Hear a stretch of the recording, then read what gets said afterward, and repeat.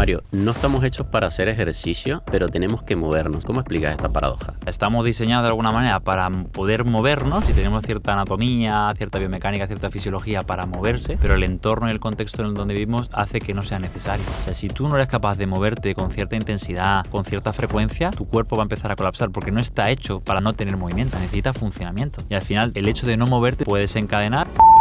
Hoy tengo como invitado a Mario Redondo, especialista en ejercicio terapéutico que trabaja con pacientes oncológicos y en prevención metabólica. Hoy vas a saber cómo el entrenamiento correcto, menos HIIT y más zona 2 y ejercicio de fuerza inteligente, puede ayudar a protegerte contra el cáncer y combatir el tumor. Hablaremos del fitness metabólico y por qué estar fuerte no es igual a estar sano, de cómo personalizar la intensidad del entrenamiento con lactato y de la variable número 1 para mantener la motivación cuando el entorno te empuja a quedarte en el sofá. ¿Qué es lo que nos está faltando a nosotros como sociedad moderna? Muchas veces el movimiento tiene que ser natural, te tiene que salir. Lo que pasa es que para eso tiene que haber zonas verdes seguras, que no haya delincuencia, que no haya ningún problema de este tipo. Luego tú tienes una situación, una prediabetes, diabetes, una obesidad, un cáncer y el ejercicio es importante, pero bueno, ya lo haré. O sea, tú no puedes intentar erradicar los estragos del sedentarismo de 40 años en 6 meses. Y cuando empezó a haber gente que enferma, de alguna manera, de la noche a la mañana, que no es de la noche a la mañana, seguramente Claro. ha habido... Esto siempre me ha sorprendido un poco, y es que el 87% de ustedes que escuchan o ven este podcast aún no se suscriben. Por eso me gustaría pedirte un favor antes de que empecemos. Si te gusta el podcast y lo que hacemos aquí y quieres apoyarnos, la manera gratuita y fácil de hacerlo es presionando el botón de suscribirse. Y mi compromiso contigo es que si haces eso haré todo lo posible junto con mi equipo para que este podcast sea mejor cada día y traeré a los mejores invitados que pueda conseguir para continuar haciendo lo que hacemos. Muchas gracias. Mario, no estamos hechos para hacer ejercicio, pero tenemos que movernos, es indispensable para tener salud. ¿Cómo explicas esta paradoja? Buena pregunta. Pues mira, antes de entrar en acción aquí en el podcast, estábamos hablando justo del libro, ¿no? de Lieberman, que es un antropólogo, y en el fondo, como bien has comentado al principio, o sea, estamos diseñados de alguna manera para poder movernos y tenemos cierta anatomía, cierta biomecánica, cierta fisiología para moverse, pero el entorno y el contexto en el donde vivimos hace que no sea necesario. Entonces, al final, ten en cuenta que tu cuerpo lo único que va a intentar es preservar la energía y estás hecho para ahorrar energía, para preservar las funciones vitales, para que tu cerebro sea vago y de alguna manera el entorno y el contexto te lo ha brindado todo. Entonces, a día de hoy, intentar de alguna manera que romper, ¿no?, ese hábito sedentario o ese reposo absoluto es bastante complicado que además, al fin y al cabo, de hecho, en la sociedad moderna siempre hablamos de enfermedades crónicas relacionadas tanto con el envejecimiento como el contexto y la edad, te lleva a enfermar, ¿no? Obesidad, síndrome metabólico, hablamos de cáncer también, y son enfermedades que de alguna manera el ejercicio y el movimiento es fundamental, o sea que es difícil, no es fácil. Pero siendo fundamental, ¿por qué nuestro cerebro pareciera resistirse a querer movernos? O sea, es paradójico porque si necesitamos el movimiento, porque hay muchos sistemas de nuestro cuerpo que necesitan del movimiento prácticamente para hacer las cosas bien. Sí, para mantener unas funciones vitales normales y para mantener la salud. Claro, pero ¿por qué nuestro cerebro lo evita a toda costa? O sea, realmente la respuesta, que está un poco hablando en el libro Lieberman, es que, como te digo, que al final el organismo como que tiene que preservar funciones vitales, donde tiene que ahorrar energía para esas funciones vitales, y en el momento de alguna manera que tú no tienes un entorno que te promueve el movimiento, porque no hay necesidad de cazar, no hay necesidad de huir, no hay necesidad de prácticamente nada, al final tú vas a intentar reposar para preservar esas funciones vitales de reproducción, al final de poder de alimentación y evidentemente lo que decíamos anteriormente de preservar un poco la función cerebral, ¿no?, la parte cognitiva. Entonces es muy complicado explicarlo porque, como digo, el entorno en el que vivimos es tan aberrante que no sabía decirte cuáles son las razones reales por las cuales realmente no nos movemos. Y es muy difícil porque incluso cuando hay una situación, por ejemplo, que yo trabajo con patología, con personas que lamentablemente han sido diagnosticadas de cáncer o que sufren un cáncer, no es tan fácil conseguir que entrenen. Y de hecho, muchas veces el movimiento a alta intensidad la persona no lo tolera bien en el sentido también incluso cognitivo. Es más, hay algunos estudios que hablan de la adherencia al ejercicio de una perspectiva evolutiva que me encanta, que dice que todos los ejercicios de alta intensidad por encima de segundo umbral ventilatorio suelen tener una respuesta afectiva emotiva negativa. Y también hay otra cosa muy importante, va a depender del sujeto. Yo tengo, mi amigo y compañero Jaime Butragueño, que trabaja con obesidad, los últimos años ha estado trabajando con trastorno de la conducta alimentaria. Y dentro de los cursos que hacemos sacó un estudio muy chulo de uno de los grupos de investigación en Australia que que no hay mucha gente trabajando en eso y observan que las intensidades de moderada a baja intensidad en gente con obesidad son bien toleradas y producen una respuesta emotiva efectiva positiva. Y cuando tú vas a una zona de trabajo cardiorrespiratorio, por ejemplo, alta, producen emociones de miedo, en este caso de llanto. ¿En serio? Exactamente, producen emociones negativas. Entonces la gente asocia un poco esa alta intensidad a emociones negativas que realmente no le vienen bien. Y de hecho el trabajo que hace él en el centro IT en conjunto con los psicólogos, ellos hacen media hora antes de entrar a la sesión de consulta con psicología, hacen una sesión de ejercicio donde el objetivo es hacer un ejercicio que él lo hace en circuito de moderada a baja intensidad, e incluso los mismos psicólogos, Santos en este caso, le decía, ¿qué estás haciendo con los pacientes que entran mucho más permeables, más receptivos y me cuentan más cosas? Y dice, simplemente entendiendo la fisiopatología de lo que es la obesidad, el trastorno de la conducta alimentaria, intentando aplicar estos principios para que de alguna manera entren con una respuesta emotiva positiva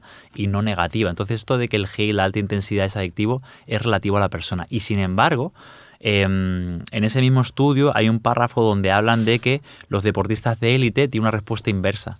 Quiero decir, la alta intensidad les promueve beneficios a ese nivel. O sea, les promueve, por decirlo, para que la gente lo entienda, como más adrenalina, más euforia y más sentimientos de competitividad, alegría y demás. Entonces, claro, es bastante complicado. No todo el mundo siente placer con el ejercicio.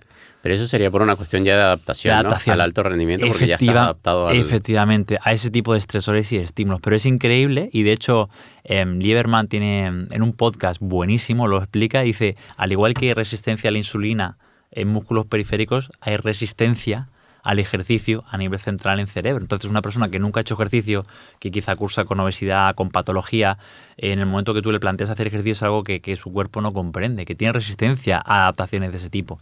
Y seguramente me parece de lo más interesante estudiar e investigar, porque mucha gente sabe que hacer ejercicio es positivo, pero luego no se engancha al ejercicio, no lo disfruta, no lo adhiere y no saca nada que sea significativo para que realmente el ejercicio merezca la pena. Y es que encima tu cuerpo o tu cerebro te recompensa cuando estás descansando, porque al final es lo que tú decías antes, el contexto te motivaba a moverte, no a entrenar, no a hacer ejercicio, no necesariamente un entrenamiento de alta intensidad, pero sí a movernos. O sea, sí. Cuando de hecho, Lieberman en el podcast que tiene y en el libro comenta que los supuestos cazadores recolectores, porque él se va allí a ver cómo viven, tampoco se mueven muchísimo más que nosotros. O sea, la diferencia igual, dice, creo que eran que se tiran un montón de horas sentados en ciertas posiciones, cambiando de posición cada 15 minutos, y luego sí salían, pero dice a un ritmo ligero, moderado, donde están 1 hora y media, 2, 3. No es que digas que salen 10 horas a correr o a hacer actividad. Realmente ellos intentan guardar reposo. Además le preguntan, ¿no hacéis ejercicio? Y la pregunta, ¿para qué? ¿Para qué voy a gastar energía a lo tonto si no lo necesito, no? Entonces es como digo, son entornos y contextos bastante diferentes. Y de hecho, David, una cosa que me llamó la atención, ayer estuve en la Universidad Rey Juan Carlos dando una charla que nos invitaron a 6 expertos, cada uno en un área. Yo fui por la parte de oncología, fueron también de rehabilitación cardíaca el 12 de octubre, Juan Izquierdo, bueno, fueron muchos ponentes. Y uno de ellos, Roy, hizo una ponencia que me pareció fantástica, que hablaba de la importancia que tenía el supuesto ejercicio terapéutico, el ejercicio en gente con depresión. Y cuando analizaba la literatura científica, no había tanto beneficio por parte del ejercicio, sino por otros, vamos a decir, contextos que te provee el ejercicio. Entorno social, ambiente natural, apoyo, autoeficacia, autoestima, autocontrol. Me explico, ¿no? O sea, no era tanto el ejercicio per se, o sea, como decir, ¿cuál es la dosis de ejercicio para mejorar la depresión? No es la dosis de ejercicio, sino es otros aspectos que tiene el ejercicio que permiten que la persona mejore, no la depresión, sino síntomas depresivos, ¿no? Y una de las cosas que más me llamó la atención, que hacía mucho hincapié en ello, era que lo que más dentro del ejercicio fomentaba que la persona se encontrase mejor era el autocumplimiento. Era conseguir la tarea propuesta. No tanto que tú entrenes o la alta intensidad o la moderada intensidad o si es un trabajo de fuerza, no era tanto eso. De hecho, cuando analizaban las intervenciones, como son intervenciones muy grandes, hablaba de estudios de 14.000 sujetos, casi todo valía, siempre y cuando cumpliese con una serie de criterios. Entonces no era tan importante la dosis, sino era más importante la frecuencia. O sea, fíjate qué cosas, ¿no? Claro, que ni siquiera es una cuestión de lo que haces, sino de repente el contexto en el que lo haces, ¿no? Sí, de hecho Lieberman dice a día de hoy la gente hace ejercicio por 2 cosas, generalmente si ha tenido una patología grave porque necesita buscar salud y la otra por sociabilizar, punto. No hay otro objetivo como tal, ¿no? A nivel social, vamos a decir, si luego pues ahora que hay gente que quiere estética, hay gente que tal, pero en general a nivel social es muy difícil. O sea, yo me dedico a esto, tengo un centro donde trabajo con pacientes que supuestamente tienen una necesidad y realmente no hay una proactividad tan grande, ¿no? No hay una necesidad, no hay una percepción de necesidad, ¿no? O sea, tú tienes, yo que sé, una rodilla que te ha roto un ligamento cruzado o tienes, no sé, una situación de urgencia, una hernia discal que te está produciendo neuropatía y disfunción y tú vas corriendo a que te operen, a que te traten y tal. Y sin embargo tú tienes una situación, una prediabetes, diabetes, una obesidad, un cáncer y el ejercicio es como, es importante, pero bueno, ya lo haré. No hay prisa, ¿no? Yo he tenido gente que te llama y de repente digo, yo tengo este contacto guardado, no sé quién es, y dice, no, si te llamé hace 3 años. Y digo, pero ¿cómo es posible? O sea, ¿por qué no has empezado, no? ¿Por qué no ha habido la toma de decisión de esto es importante y tengo que hacerlo por mi salud? Y yo creo que es bastante más difícil de que decir el ejercicio es bueno para la salud. Es como el fumar. O sea, todos sabemos que fumar es malo y no por eso hemos erradicado el tabaco. Es más complejo. ¿Por qué crees que a la gente le cuesta entender la importancia del movimiento? No quiero hablar de ejercicio, del movimiento en sí. Pues mira, es una duda que yo también me hago y al final de todo, o sea, creo, y de hecho ayer lo hablaban en la mesa redonda que tuvimos todos, todo el mundo llega a la misma conclusión. El ejercicio, sea en la dosis que sea, en la frecuencia que sea, de la manera que sea, va a ser positivo y coste-beneficio en el largo plazo te va a dar un beneficio muy importante en relación a otro tipo de intervenciones que pueden conllevar efectos adversos y otra serie de problemas. ¿Cuál es el problema? Que al final somos cortoplacistas, como es normal. Tú no estás preparado para que el beneficio va a llegar dentro de 5 años. Si no quieres a 6 meses, 3 meses. ¿Cuánta gente abandona un programa de lo que sea actividad antes de los 6 meses? Casi toda. O sea, el 70-80% abandona cualquier tipo de actividad antes de que cumplan 6 meses. Y yo creo que al final uno de los problemas que hay es cuando la persona empieza a hacer ejercicio y no reporta o no obtiene aquel beneficio que iba a buscar. Quiero decir, yo soy una persona, por ejemplo, no sé, pérdida de peso, que tengo un sobrepeso, una obesidad, tengo problema de autoestima y de alguna manera no me veo bien y yo empiezo un programa de ejercicio físico junto con un programa de nutrición y de alguna manera empiezo a hacer las cosas bien. Y yo tenía estimado que iba a perder 10 kilos y de repente pierdo 2 en 6 meses. Pues al finalmente eso me va a llevar a frustración como normal y me va a llevar a abandono porque expectativas versus realidad no se cumple. Y eso me pasa mucho con pacientes que al final, cuando ayer lo comenté en la mesa ronda, digo, tengo gente, una de las cosas más complejas que hay en concreto en cáncer es dolor y fatiga. Es multifactorial, multidimensional y no solo viene o se va a resolver con ejercicio. De hecho, la terapia cognitiva conductual es súper importante, así como otra serie de herramientas. Y yo le decía, tengo gente que viene por el dolor articular, por ejemplo, que le produce la medicación de privación hormonal en cáncer de mama. Y los estudios, hay uno de Melinda Irwin del 2005 que se llama HOPE, que es Hormone and Physical Exercise Study, que te dice que a los 12 meses de intervención es cuando se ven resultados estadísticamente significativos, ¿vale? Pero claro, a los 12 meses. Entonces mucha gente lleva 3 meses y no es que le duela menos, es que le duele más, ¿vale? Porque luego también hay respondedores y no respondedores, que esto es otro problema. Claro.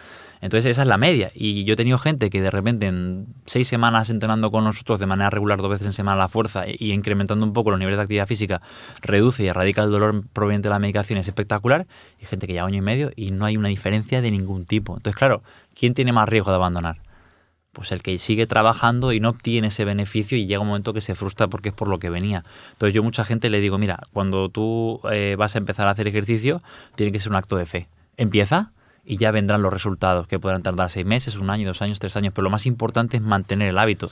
Y la conclusión a la que llegamos en la mesa redonda de los 6 expertos, incluso el rehabilitador del Hospital 12 de Octubre en rehabilitación cardíaca, ellos hacen programas de rehabilitación cardíaca y dicen, y una vez que se han rehabilitado a nivel cardíaco, el objetivo es que mantengan la adherencia. La mayoría de la gente abandona el año. Y luego que hagan lo que quieran, que se apunten al equipo de fútbol, claro, que se apunten a, yo que sé, a marcha nórdica, me da igual, pero que hagan algo que vayan a hacer de manera continuada en el tiempo. Y yo creo que ese es el principal problema, que cuando la persona, las expectativas no cumplen la realidad, y evidentemente si tus expectativas son estas, es muy probable que no llegues a conseguir un poco eso, te frustres y abandones. Entonces yo creo que muchas veces en vez de poner el foco en pues el peso o poner el foco en reducir un efecto concreto adverso, habría que poner el foco en mantener la adherencia, o sea, mantener la actividad a pesar de lo que pase. Y eso es muy difícil. De hecho, yo siempre digo, con la gente que yo trabajo, que muchas veces son pacientes de riesgo, gente que está muy mal, la gente que entre comillas, vamos a decir, tiene éxito es la gente que va a entrenar a pesar de lo que pase. ¿Qué expectativas tienen? Ninguna. Pues a ti te va a ir bien. ¿Qué expectativas tienen? Recuperarme de la enfermedad, recuperar todo el peso perdido en masa muscular, erradicar el dolor. Ostras, es que no te lo puedo prometer porque es multifactorial y esto es muy complicado. Pero yo creo que porque entienden de que el ejercicio es una necesidad, o sea, es decir, el movimiento es una necesidad fisiológica. Y yo creo que de repente allí es donde falla la mayoría, porque lo buscan para llegar a un objetivo. Entonces, ahí está, ese es el problema. Ahí está. O sea, Yo, por ejemplo, yo competí estamos en 2025, hace 10 años en culturismo. Yo gané una Arnold Classic en mi categoría Men's Physique y demás. Y al final yo tenía un objetivo estético muy concreto. Y el objetivo era prepararme para tener una estética para competir en esa disciplina. Y me fue bien porque cumplí una serie de cánones y demás. Y era una época que quizá la gente no tenía tanta hipertrofia y demás. Pero ahora mismo el objetivo está completamente desfasado. Entonces, si yo quiero seguir manteniendo el objetivo que tenía en ese entonces, con el estilo de vida, teniendo un negocio, teniendo que trabajar y atender a pacientes y demás, me voy a frustrar. Entonces, ni puedo pretender mover las mismas cargas, ni puedo pretender tener el mismo porcentaje de grasa, ni puedo pretender tener los mismos perímetros de bíceps, de cintura, de cadera, porque al final es completamente irreal. ¿Y qué he hecho? Marcarme otros objetivos. O sea, de hecho, he trabajado menos la fuerza, he incorporado actividades de movilidad, he incorporado actividades cardiovasculares, he incorporado intervalos de alta intensidad y me he buscado otros objetivos no relacionados con la estética, sino con objetivos más de rendimiento o incluso de decir, oye, esta semana he hecho 4 entrenos, fenomenal. Pero hay que cambiar el foco, es un trabajo interno, no te lo tienen que marcar nadie, te lo tienes que marcar tú. No sabía que habías estado participando en el culturismo. Sí, ¿No te parece sí. que uno de los principales problemas también es que nos estamos comparando con cuerpos que no son reales, no son sostenibles, no son saludables? Para nada. No son sostenibles, no son naturales, de hecho, no es un objetivo, no debería ser un objetivo a conseguir. El problema es que, claro, a nivel de más media, a nivel de redes, constantemente es lo que te bombardea, lo que te llega. Y de hecho, al final es un problema. ¿Cuánta gente tiene trastornos, no?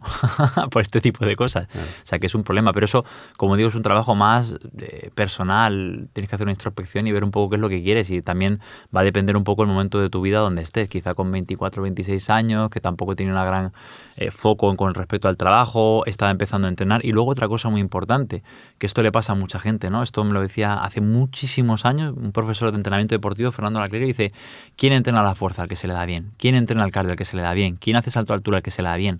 Al que se le da mal y es torpe no quiere entrar ahí, no quiere ir ahí porque se siente torpe, no le gusta, se le da mal, se ríen de él. Entonces, claro, yo con el tema de las pesas, pillé una persona muy delgada, empecé a entrenar y tuve una respuesta muy buena, por el motivo que sea. Porque tenía facilidad, por lo que sea. Y entonces, claro, como hay una respuesta social positiva, y dicen, oye, estás más fuerte, oye, qué bien te ves, no sé qué, pues claro, eso te va retroalimentando. Hasta que llegó un punto que derivó en, oye, me apetece intentar hacer esto porque yo sí que me veo aquí. Y ya me puse un reto, que también fue más fácil ponerte un reto que si no mantenerlo. Pero al final, yo lo que intento con la gente es que buscar actividades que de alguna manera perciban que se les den bien, igual que con los ejercicios, y luego, por otra parte, intentar reforzar lo bueno y no lo malo. ¿Entiendes? Yo creo que eso es lo más difícil, sobre todo, Mario, porque lo veo en sociedades latinas en general, no solamente en Latinoamérica, sino también en España, que en grupos de amigos generalmente nos reforzamos lo negativo. Entonces, claro, si estás en un contexto que no te apoya, una persona que tiene un problema de sobrepeso y obesidad, es que se le hace cuesta arriba. Es muy difícil. De hecho, por ejemplo, en tema de... Hay estudios en cáncer de mama que lo que tiene muchísima adherencia es el grupo. El grupo, porque el grupo te apoya al final. A que no abandones, a que estés, preguntan por ti, se preocupan por ti, saben quién eres, tienes símiles que están o han estado en la misma situación que tú y te entienden. Entonces todo eso también va a hacer que la persona mejore. De hecho, hay muchas actividades deportivas que realmente desde un punto de vista fisiológico quizá no son lo mejor, pero como tienen, como hemos dicho, ¿no? Esa serie de... vamos a decir, de puntos claves, ¿no? De grupo de apoyo, componente social y demás, permiten que la gente tenga adherencia. A pesar de decir, esto no es la mejor actividad o esta actividad no tiene mucho sentido, pero la gente consigue hacer comunidad y hace que funcionen, que eso es increíble. Sí, yo creo que por eso de repente prácticas deportivas como el CrossFit, por ejemplo, que generan esa adherencia es por el grupo. Es por el grupo, totalmente. Y no por el espacio necesariamente. O sea, yo pensaba, una actividad, por ejemplo, puede ser CrossFit, digo, a ver, es una actividad que es durísima. Es entrenamiento intervalo, o sea, entrenamiento que le llaman funcional de alta intensidad, que no es de alta intensidad, de alta fatiga, donde haces de todo, movimientos gimnásticos, halterofilia, o sea, es de lo más complicado y lo más duro que hay. Sin embargo, ves gente sedentaria que se apunta a esta actividad y que al final, en largo plazo, digo, hostia, ha mejorado, ha estado presente, no ha fallado. ¿Por qué? Porque quizá el grupo le ha motivado, le ha ayudado y entró en un grupo que se ha visto que le apoyaban, que le ayudaban, que tenía una buena palabra, que de alguna manera nadie la ha juzgado. Hijo, eso también motiva. Y hace que la persona progrese y se adhiere bastante bien, efectivamente. Si estas poblaciones aisladas, podemos mencionar, poblaciones aisladas en el Amazonas, los Tsimanes, los Hadza, mantienen un buen estado físico sin acceder a gimnasios, CrossFit, etcétera. Totalmente. Y no pasan tampoco tantas horas más como se piensa en entrenamientos de alta intensidad, ni mucho menos. ¿Qué es lo que nos está faltando a nosotros como sociedad moderna para poder tener un buen estado físico? Al final, yo creo es súper curioso porque yo soy más partidario que es muy complicado de intentar modificar tus entornos sociales que te permitan facilitar el movimiento que realmente entrenar. O sea, la gran mayoría de todos nosotros somos sedentarios que entrenan, pero no hay un componente de actividad física. Yo, por ejemplo, llego ya a Barcelona, tenía la posibilidad de coger un taxi para venir desde la estación o caminar y coger el metro, que había pues 10 minutos, bueno, son 20. Iba con tiempo, o sea, no voy con prisa, no tengo mucho que hacer hoy, tengo el ordenador para trabajar y tal, entonces digo, prefiero caminar, además hace buen tiempo, no está lloviendo. Pero eso tiene que ser decisiones tuyas. Por ejemplo, cuando cojo el metro intento no subir por las escaleras mecánicas, y si voy por la mecánica por la izquierda, subiendo andando, si no por la escalera normal, pero tienen que ser patrones que te tengas que meter tú en la cabeza. Entonces, hay, de hecho, Adrián García de FISAC, que estábamos hablando de él, tiene algún artículo en FISAC donde hablan un poco de cómo intentar a nivel arquitectónico modificar las ciudades para fomentar el movimiento, porque muchas veces el movimiento tiene que ser natural, te tiene que salir. Lo que pasa es que para eso tiene que haber zonas verdes, tiene que haber zonas verdes seguras, que esto es importante, que no haya delincuencia, no haya ningún tipo de problema de este tipo, y luego por otra parte que se facilite pues con diferentes sistemas, pero seguramente venga más desde la política que desde la persona propiamente tal. O sea, al final el entorno te condiciona un montón. Que esto hay un libro que lo conocerás tú de James Clear que se llama Hábitos Atómicos, que es lo que intenta decir algo tan sencillo. Me acuerdo que había uno de las propuestas que ponía: si no quieres comer ultraprocesados en casa, no los tengas. Y si quieres tener fruta, verdura y comer bien, en tu casa ten solo eso, porque al final reduces un poco la posibilidad de que ocurra. Porque ocurrir va a ocurrir. Si llegas a casa cansado, con hambre, con ansiedad, no te va a apetecer un brócoli seguramente, te va a apetecer pues una onza de chocolate o algo, y al final si tú intentas controlar eso va a ser más fácil que lo hagas, porque no puedes mantener, vamos a decir, una disciplina militar de por vida, es imposible, pero ni yo, ni tú, ni nadie. O sea, hay que intentar facilitárselo, y por eso nosotros, una cosa que me llama mucho la atención, que te lo estaba comentando, dentro de los servicios que tenemos, tanto programa presencial dentro del centro como online, en ciudades grandes como Madrid o como Barcelona, me he dado cuenta que es muy curioso, tienen mucho más éxito los programas online, ¿vale?, que los programas presenciales. ¿Por qué? Porque el online se ha adaptado a las circunstancias sociales del día de hoy. Si tú en Madrid tardas 1 hora y media en llegar en metro al centro, vamos a entrenar 1 hora, y tienes otra hora y media de vuelta, tú no puedes. Claro. Porque tienes que ir por el niño al colegio, tienes que ir a tus médicos. En el caso de mis pacientes, digo, pues es que no tengo 4 horas para dedicarle al entrenar, que luego es 1 o 45 minutos, tengo 45 minutos. En cambio, si tú tienes una aplicación, tú te conectas por videollamada y lo haces en su casa con poco material y demás, al final la persona mantiene más adherencia, es más fácil que lo haga y de alguna manera va teniendo ese autocumplimiento y esa serie de microéxitos que le permiten luego mantener la adherencia. Y tenemos mucha más adherencia, incluso más mejoras con gente trabajando online que gente presencial. Es impresionante, más frecuencia semanal, más adherencia, y al final eso también te lleva a un mayor progreso. O sea, que es por eso que digo que ha cambiado tanto la sociedad que seguramente tenemos que tratar de cambiar el enfoque que le damos no al ejercicio sino al movimiento. Y yo creo que ser consciente de lo que tú decías, justamente ayer tenía una sesión con una asesorada y ella me decía: David, estoy haciendo lo que nunca había hecho, no me he comido todavía la Nutella que tengo guardada. Y yo le decía, pero es que tienes que empezar por no tener la Nutella guardada en casa. Sí, exactamente. ¿Sabes? De hecho mi amigo Javi Utragueño, él, por ejemplo, en su libro, Entrenar para la Vida, comenta y dice: ten un rincón de salud en tu casa. O sea, tú tienes un espacio, 3 metros cuadrados, que tienes unas gomas, tienes unas pesas tal, y ellos sacaron junto con Marian, con la boticaria García, sacaron un programa que se llama el Tristas, que es un programa sencillo, que además, cuando él me lo estuvo contando, está todo basado en evidencia científica, en programas online para diferentes tipos de poblaciones. O sea, todo está. De hecho, me dice: Mario, está casi todo inventado. O sea, no vamos a inventar nada. ¿Qué hacemos? Puente de glúteos, sentadilla búlgara, o sea, lo de siempre. Pero le hemos dado un enfoque divertido, tiene un nicho de público muy, muy concreto, y por otra parte hemos hecho que la gente sea fácil, sencillo y que lo puedan hacer.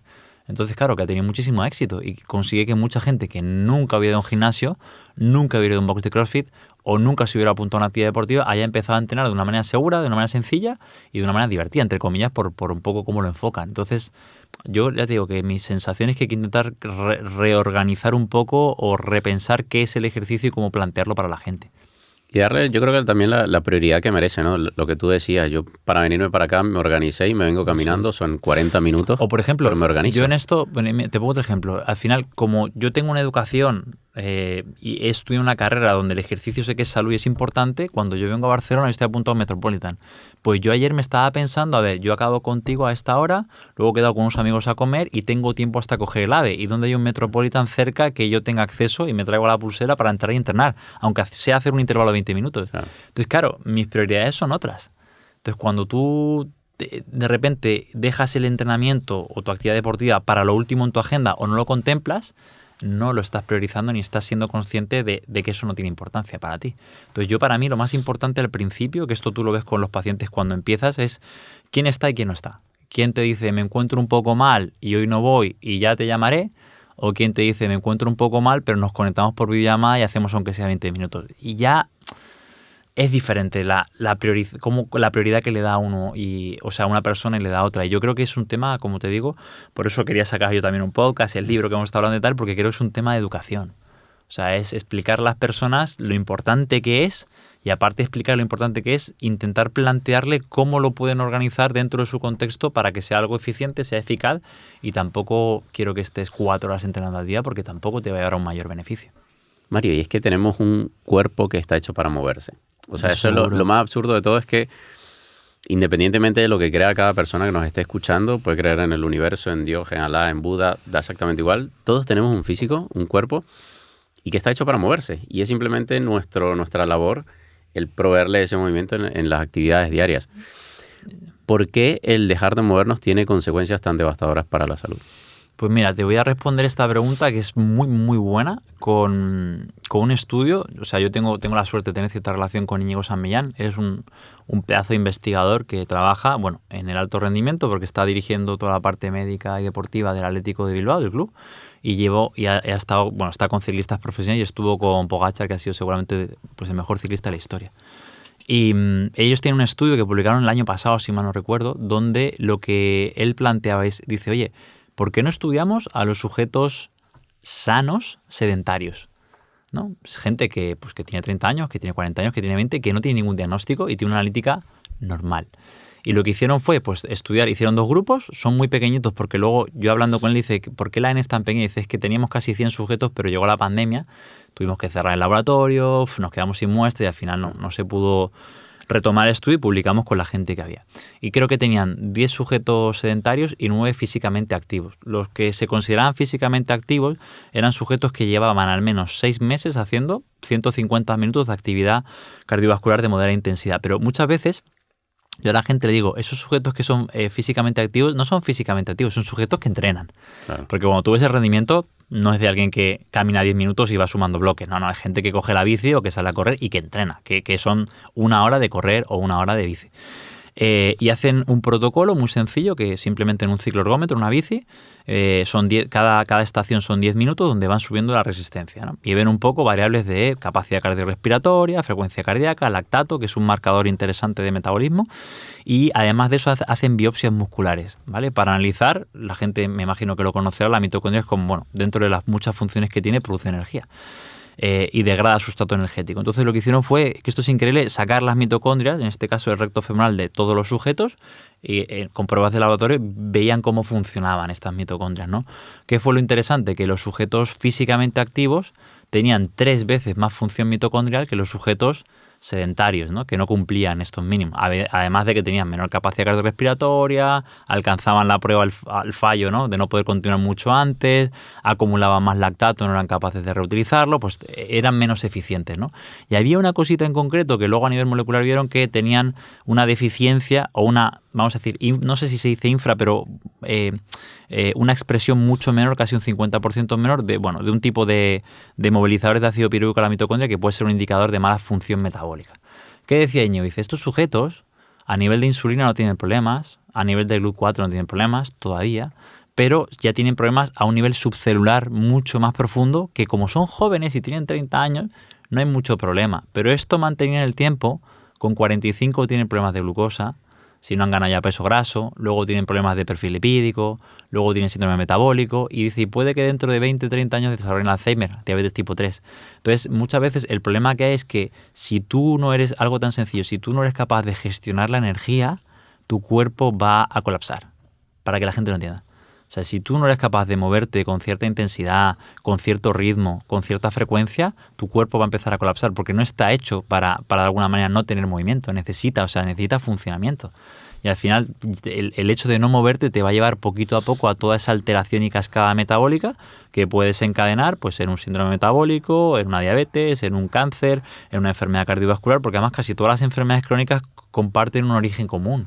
Esto yo lo hablaba con el doctor, con Jorge Luis Cubrías, que es presidente de la SESAP, Sociedad Española de Medicina de Precisión. Lo hablaba también con Manuel Blanco, que trabaja con fatiga crónica, y me decía, Mario, casi todas las enfermedades comparten orígenes comunes a nivel metabólico, a nivel celular, y luego la manifestación en cada uno de una manera. Pero claro que todos tienen inflamación sistémica de bajo grado, claro que todos tienen casi problemas de endotelio, casi todos tienen algo de grado de resistencia a la insulina, y todo eso te va a llevar a tener problemas. Entonces, el movimiento es necesario. O sea, es imposible que tú estés sano si no tienes un buen movimiento, y lo que está ahora muy de moda, que son las mitocondrias. Y las mitocondrias, una de las funciones que tienen es gestionar la energía. Entonces, si tú al final no eres capaz de moverte con cierta intensidad, con cierta frecuencia, con cierto volumen, esas mitocondrias van a tener problemas, no van a hacer su función y va a haber alteraciones de todo tipo. O sea, que es que hay que moverse.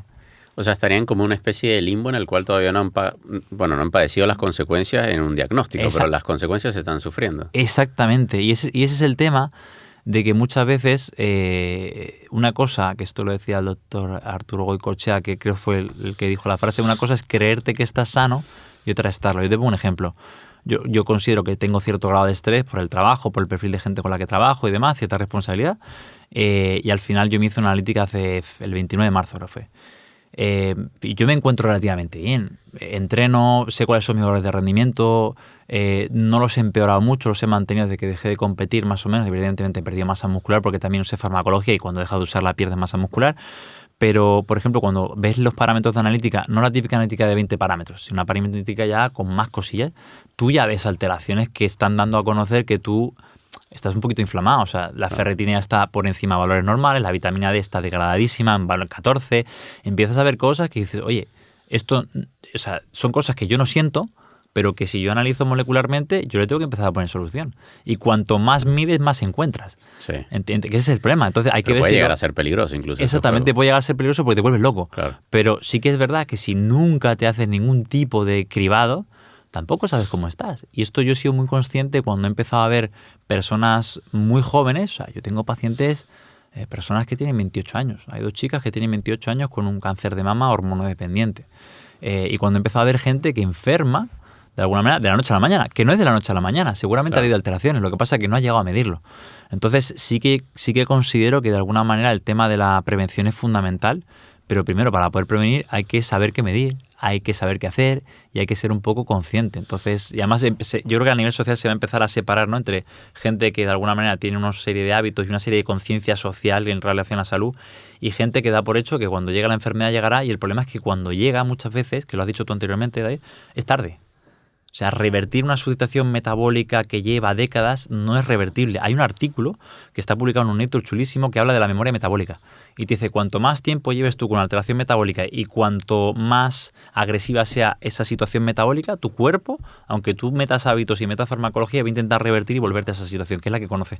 Y habla de la epigenética, o sea, habla de muchos cambios que se producen en tu cuerpo. Incluso hay otro artículo en Nature de la memoria del adipocito. O sea, el adipocito, la célula grasa, tiene memoria. Entonces, cuanto más tiempo lleves tú con la obesidad, más difícil es quitarte, vamos a decir, o reducir, en este caso, esta obesidad. Por eso es tan importante. De hecho, se habla también de ese... Como set point, como punto de referencia. Que tiene como referencia, y por eso a una persona le cuesta tanto perder grasa y luego es tan fácil recuperarla. Totalmente. Tienen resistencia a perder peso. Y es la realidad. Y de hecho... Y al igual que hablamos de respondedores, no respondedores, tú te haces respondedor o no respondedor un poco en función de todo eso que hayas llevado. Hay otro artículo que me lo pasó Javi chulísimo, que yo además lo hablaba, digo, y estoy seguro que estos superdeportistas de resistencia de noruegos, suecos, daneses, yo creo que no son superdeportistas genéticamente, sino que dentro de su contexto cultural son gente que desde los 5 años, quizás que a 20 kilómetros todos los días, va en bici o tiene unas condiciones que le han llevado a eso. Y me pasó un extracto, un artículo que lo decía. Decía, muchos deportistas, además pone Norwegian athletes, o sea, los atletas noruegos, no son los mejores por el hecho de tener una genética, sino porque han estado expuestos a unas condiciones que llevan con altos volúmenes de entrenamiento desde muy pequeños. Y hay otro artículo que salió hace muy poquito de un tío que se llama Andrew Jones, que habla de la resiliencia metabólica, que dice que largos volúmenes de entrenamiento, altos volúmenes de entrenamiento se asocian a mayor capacidad de mantener un ritmo alto en una carrera y diferentes cosas. Pero cuando habla de altos volúmenes de entrenamiento hace referencia a décadas de entrenamiento, no meses. Claro. Entonces, cuanto más te hayas movido tú de pequeño, cuando hayas hecho diferentes intensidades, tal, seguramente se han producido en esa época de la infancia o la niñez una serie de adaptaciones que te van a proteger de por vida. Entonces, al igual que hay memoria metabólica seguramente hacia la fase negativa de enfermedad, también hay memoria metabólica hacia la fase positiva, igual que cuando hablamos de gente que ha entrenado a la fuerza, de alguna manera tiene un nivel de hipertrofia, se desentrena y luego es más fácil recuperar ya que tiene cierta memoria metabólica y tiene cierta memoria, no sé si eran por mionúcleos, una de las teorías, y otra de las teorías era por microRNA que seguían ahí, que hace que recuperes más fácil la masa muscular. Claro. Que me pasa con muchos pacientes llegan, vienen muy mal y de repente mejoran una barbaridad. Y un chico, me acuerdo, Rodrigo, de un linfoma, que le preparamos para el trasplante, para la prehabilitación, y el chico, yo me quedé alucinado porque en la plataforma de fuerza, cuando vas a hacer los saltos y demás, primero se tara y te pesa. Y el chico ganó 8 kilos en un proceso de quimio. Y 8 kilos, kilos. Y le digo, Rodrigo, ¿cuánto pesas? Pues me está marcando 89 y la última medida que tengo tuya es 80-81. Y me dice, sí, ha ganado como 9 kilos y me encuentro muy fuerte y muy bien. No es que haya ganado 9 kilos, es que recuperó lo que había perdido. Claro. Es más fácil, a pesar de haber tenido un proceso de 4 o 6 ciclos de quimioterapia. Pero claro, cuando le das estímulo al cuerpo, es un cuerpo receptivo, es una persona joven, no pierde apetito, tiene buena palatabilidad porque no tuvo sabor metálico ni tuvo prácticamente nada, pues ese chico responde. Y de ahí la importancia de comenzar desde muy temprano en la vida, ¿no? De sí, comenzar desde muy pequeño. Sí. ¿Cuáles? Has hablado de distintas consecuencias como un poco de forma aislada, pero ¿cuáles son las consecuencias a las cuales podemos llegar por sedentarismo? O sea, realmente hay una frase de Jorge Cubrias que me encanta, el medio, que dice, somos duros de matar, ¿no? O sea, que decir, tenemos capacidad de adaptación. De hecho, hay una frase de un médico en uno de los congresos estos de obesidad que me encantó, que lo pone Javier en los cursos, que dice, la obesidad protege la obesidad. ¿Entiendes? Y la variable peso está por encima de todo. Entonces siempre el cuerpo, de alguna manera, esos efectos colaterales negativos son adaptaciones de tu cuerpo para no morir o para intentar no, de alguna manera, sufrir en el intento. Entonces las consecuencias básicamente, que además son muy importantes para mí, y de hecho cada vez esto se ve más en endocrinos, que yo me alegro mucho, tienen, en vez de un enfoque tan adipocéntrico, empiezan a cambiar un poco el enfoque hacia un enfoque más en el miocito, en el músculo. Para mí la parte más importante es mantener una buena salud musculoesquelética. Ten en cuenta que el 80% de la glucosa es metabolizada por el músculo esquelético. Entonces, si tú tienes un músculo esquelético poco eficiente, que no es capaz de captar esa glucosa, de utilizarla para generar energía y otros procesos, al final eso se va a almacenar y eso va a producir una cascada de eventos y problemas. Y de hecho, yo donde veo mucho la deficiencia a nivel vamos a decir, de una persona es cuando tú mides niveles de fuerza, sobre todo el tren inferior. O sea, para mí, dentro de la valoración funcional, que si quieres luego hablaremos, de cualquier sujeto, no hace falta que sea una persona que ha pasado un cáncer, de cualquier persona normal. Igual que te haces una analítica de sangre, te puedes hacer una valoración funcional con una serie de test de rendimiento que te den a conocer tu nivel de función, que de alguna manera eso va a correlacionar con cómo está la cascada hacia abajo. Y donde la gente generalmente, a nivel de, por ejemplo, de fuerza de prensión mano de arriba, funciona, de fuerza de lo que es del tren inferior, están fatal. Y de lo que es mal llamado potencia, que es, por ejemplo, aplicar un salto, es que hay gente que no sabe saltar. O sea, que no tiene la capacidad para saltar porque no tiene ni la capacidad de aplicar fuerza ni la capacidad de alguna manera de moverse a esa velocidad para aplicar fuerza. Y ahí se desenmascara un montón lo mal que está la persona. Y luego, evidentemente, si tú haces una prueba de esfuerzo, colapsa todo el mundo. Porque ahí es todo tu cuerpo intentando producir energía para solventar una tarea y te das cuenta que no tienes capacidad. O sea que es súper importante. De hecho, para mí la condición física tendría que ser una variable más dentro de un chequeo convencional de salud. O sea, es que es fundamental. Porque cuando tú buscas las consecuencias de una mala alimentación, las consecuencias de ritmos circadianos desajustados y las consecuencias del sedentarismo, parecen ser, no digo las mismas, pero muy similares. Son muy similares. Al final, claro. O sea, una noche de no dormir es inqueparable un síndrome metabólico. En este sentido, a nivel de biomarcadores, si tú te pegas una noche entera sin dormir y te haces una analítica, claro que va a haber trastocado ciertos parámetros metabólicos, igual que si no entrenas. ¿Cuál es el tema? El tema que al final, que es interesante, que muchas veces para conseguir mejorar al principio no hace falta tanto. ¿Me explico? O sea, no hace falta hacer tantísimo ejercicio por lo mal para empezar, que por lo estamos. mal que está la persona, efectivamente. De hecho, generalmente las recomendaciones que todo el mundo las conoce son 150 minutos de actividad física de moderada intensidad sumado a al menos 2 días de trabajo de fuerza, que yo que sé, media hora con grandes grupos musculares, con un rango de repeticiones, una intensidad y demás. Si la gente hiciera eso, estaría muy sana. Pero lo que me he dado cuenta es que el nivel de sedentarismo es muy alto. Y luego muchas veces yo tengo mi duda si gente que lleva tanto tiempo de sedentarismo y reposo tiene la capacidad de recuperarse. ¿Me explico? Si eres capaz de gatillarlo. ¿Por qué? Por lo que hemos hablado antes. Porque tu cuerpo se ha desadaptado y se ha adaptado a una condición de sedentarismo y ahora cuando intentas incorporar el ejercicio es algo que hay que hacerlo tan gradual, tan poco a poco y hay que darle tanto tiempo. O sea, tú no puedes intentar erradicar los estragos del sedentarismo de 40 años en 6 meses. Es imposible. Es como si yo llevo un coche que el motor le funciona mal, tiene las 4 ruedas pinchadas, la chapa está malísima, el freno de mano no funciona, la correa de distribución, y digo, no, yo una hora te lo arreglo. No, esto hace falta, por lo menos tengo 4 semanas que me tienen que traer las piezas, que tengo que repararlo, que tengo que probarlo. Pues claro, lleva un tiempo. Y generalmente la gente, yo me he dado cuenta que responde bien, los respondedores son gente que curiosamente ha hecho mucho ejercicio de pequeño y durante su vida. O sea, es gente que ha mantenido un nivel de actividad física y de deporte alto, que no es que le proteja solamente, sino es que cuando tú aplicas el estímulo, la persona responde. Y gente que es que casi da igual lo que hagas, que no responde.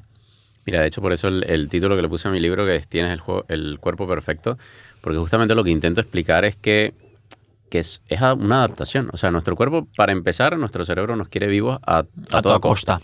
Claro. Y que segundo, simplemente el cuerpo o el físico es un reflejo de adaptaciones de lo que tú decías, de años de insulto. Sí, totalmente. Que no podemos pretender luego cambiarlo en un programa de 3 meses. Es imposible. Por eso para mí la clave está en la educación y en trabajar desde abajo. Los colegios, las escuelas, todo. De hecho, hay un proyecto que se llama Apple Project, que lo que hacen es intentar llevar hábitos de estilo de vida saludable en los colegios y demás. Y luego rodearte de entornos y similares o gente que lleve un poco los mismos principios que tú. Pues es imposible. O sea, si tu entorno de amigos pues no fomenta que se muevan, hacen ejercicio, no tienen una motivación hacia ciertas cosas, pues es imposible. Esto es como si hablas del entorno empresarial. Pues si todos tus amigos y compañeros y gente de la teoría son funcionarios que quieren una vida tranquila, moderada, sencilla y no van a emprender ni complicarse la vida, pues es complicado que tú ahí tengas un estímulo suficiente como para salir. Generalmente te vas a rodear de otro tipo de gente, pues esto es lo mismo. Y creo que el entorno te condiciona mucho. Demasiado, de hecho, porque además es lo que dice Javi en los cursos, dice, los primeros años de tu vida tú no decides nada. La comida que comes, al parque que vas, los hábitos que tienes, o sea, deciden por ti. Deciden por ti. Entonces, claro, ¿qué culpa has tenido tú? Y además hay edades sensibles donde tus adipocitos se reproducen. Y hay no solo hipertrofia, hay hiperplasia. Entonces, claro, tú llegas a los 10 años con unos estilos de vida o con otros y puede que tengas el doble tejido adiposo que otro niño. Entonces, claro, vas a tener más resistencia, vas a tener más problemas. Y tú no has decidido nada. ¿Entiendes? Por eso que es tan complicado. Hay un médico que dijo una frase cuando estuve hace ya como un año en la Real Academia de Medicina, que sacaron las guías Giro para lo que es el estudio de la obesidad y demás, para la humanización de la obesidad, que dijo una frase que me encantó. Dice, tú no eliges a la obesidad te elige a ti. Como diciendo, qué fuerte. Hay muchas cosas que están en tu mano, pero hay muchas otras que no están en tu mano. Que es lo que pasa también, por ejemplo, en cáncer. O sea, tengo gente que tiene un buen nivel de condición física, que se cuida relativamente bien, que tiene un trabajo que le gusta, que tiene una familia agradable, que está cómodo, y luego debuta con un cáncer metastásico, yo qué sé, de útero, de ovario. Y dices, ¿qué ha pasado? Y pues seguramente hay otra serie de aspectos y factores de riesgo que tú no has podido controlar, quizá por que tenías una planta química al lado, por el agua que bebías, por el aire que respirabas, por el tipo de fruta con el que te alimentabas, y son cosas que, bueno, pues tú puedes controlar hasta cierto punto, ¿no? Y creo que esa parte es muy importante. O sea, hay una parte que es del individuo, que es lo que tú puedes hacer, y hay otra parte que es del contexto social en el que estás, que te va a condicionar. Y de hecho hay un artículo que me mandó Javi hace nada, publicado, que habla de los determinantes sociales en cáncer. No es lo mismo tener un alto ingreso socioeconómico que ser una persona pobre, por ejemplo, para poder optar a tener una mejor salud, en el caso de ser diagnosticado por un cáncer. Mejores profesionales, mejores tratamientos, más educación. Te condiciona el mismo entorno. Yo siempre he pensado de que, bueno, a raíz de que leí un poco lo que había sucedido en la época de la guerra de Vietnam, de lo preocupado que estaba el gobierno de los Estados Unidos al volver los soldados, que les preocupaba que se trajeran todos esos problemas, esos vicios que tenían ese entorno de guerra, de oscuridad, de desolación, etcétera. Y les preocupaba que al volver... Y no ocurrió nada. No ocurrió. Efectivamente, por el entorno. Eso también lo comenta, creo que James Clear en su libro Hábitos Atómicos, o no sé a quién se lo escuché, que tenían miedo de que, por ejemplo, mucha gente que estaba en adicción volviera a adicción. Y sin embargo, la tasa creo que era de gente que recurrió era muy baja, era algo que no se explicaban, entre comillas. Sí. Y por eso digo que el entorno creo que te condiciona mucho. Lo que pasa es que el problema es cuánta gente, lo que te digo, cuando es pequeña tiene opción de elegir el entorno. Es que el entorno es el que te toca. No lo puedes modificar a ese nivel. Luego sí que evidentemente ya puedes tomar decisiones. Y que luego hay cosas que ignoras. O sea, a mí, por ejemplo, me sucedió, yo sufrí de problemas a nivel de síntomas autoinmunes, etcétera. Y en gran parte estaba condicionado, obviamente, por el entorno, por decisiones que yo había tomado, porque había consumido mucho alcohol, por el tipo de comida, el tipo de alimentación. Pero luego porque vivía en una ciudad minera al sur de Venezuela, y el mercurio pues corría seguramente por el agua y por todos lados. Eso es lo que te decía. Y además más niveles de mercurio, más autoinmunidad. tu sistema inmune se vuelve loco, te lo tendrás que haber quelado, me imagino, o haber hecho algún tipo de tratamiento, no sé, pero que al final, ¿qué culpa tienes tú de estar ahí? Claro, no, ninguna. Yo no elegí nacer, en esa ciudad. Entonces, claro, allí es cuando, por mucho que tú estés cuidando las cosas que están bajo tu control, hay otras cosas, otros aspectos que de repente no controlas. O que ignoras en su totalidad. O que ignoras o no conoces, efectivamente, eso es. Pero lo mismo que con el tema de por ejemplo, la obesidad en sí, ¿no? Al final tú ves un poco el entorno, el contexto y son anuncios de, pues, tipos de marcas de comida rápida, gente famosa que te anuncia esto. Además, el valor económico tienes muchísimo menor. Tienes acceso a todo este tipo de comida, es que así, de manera rápida.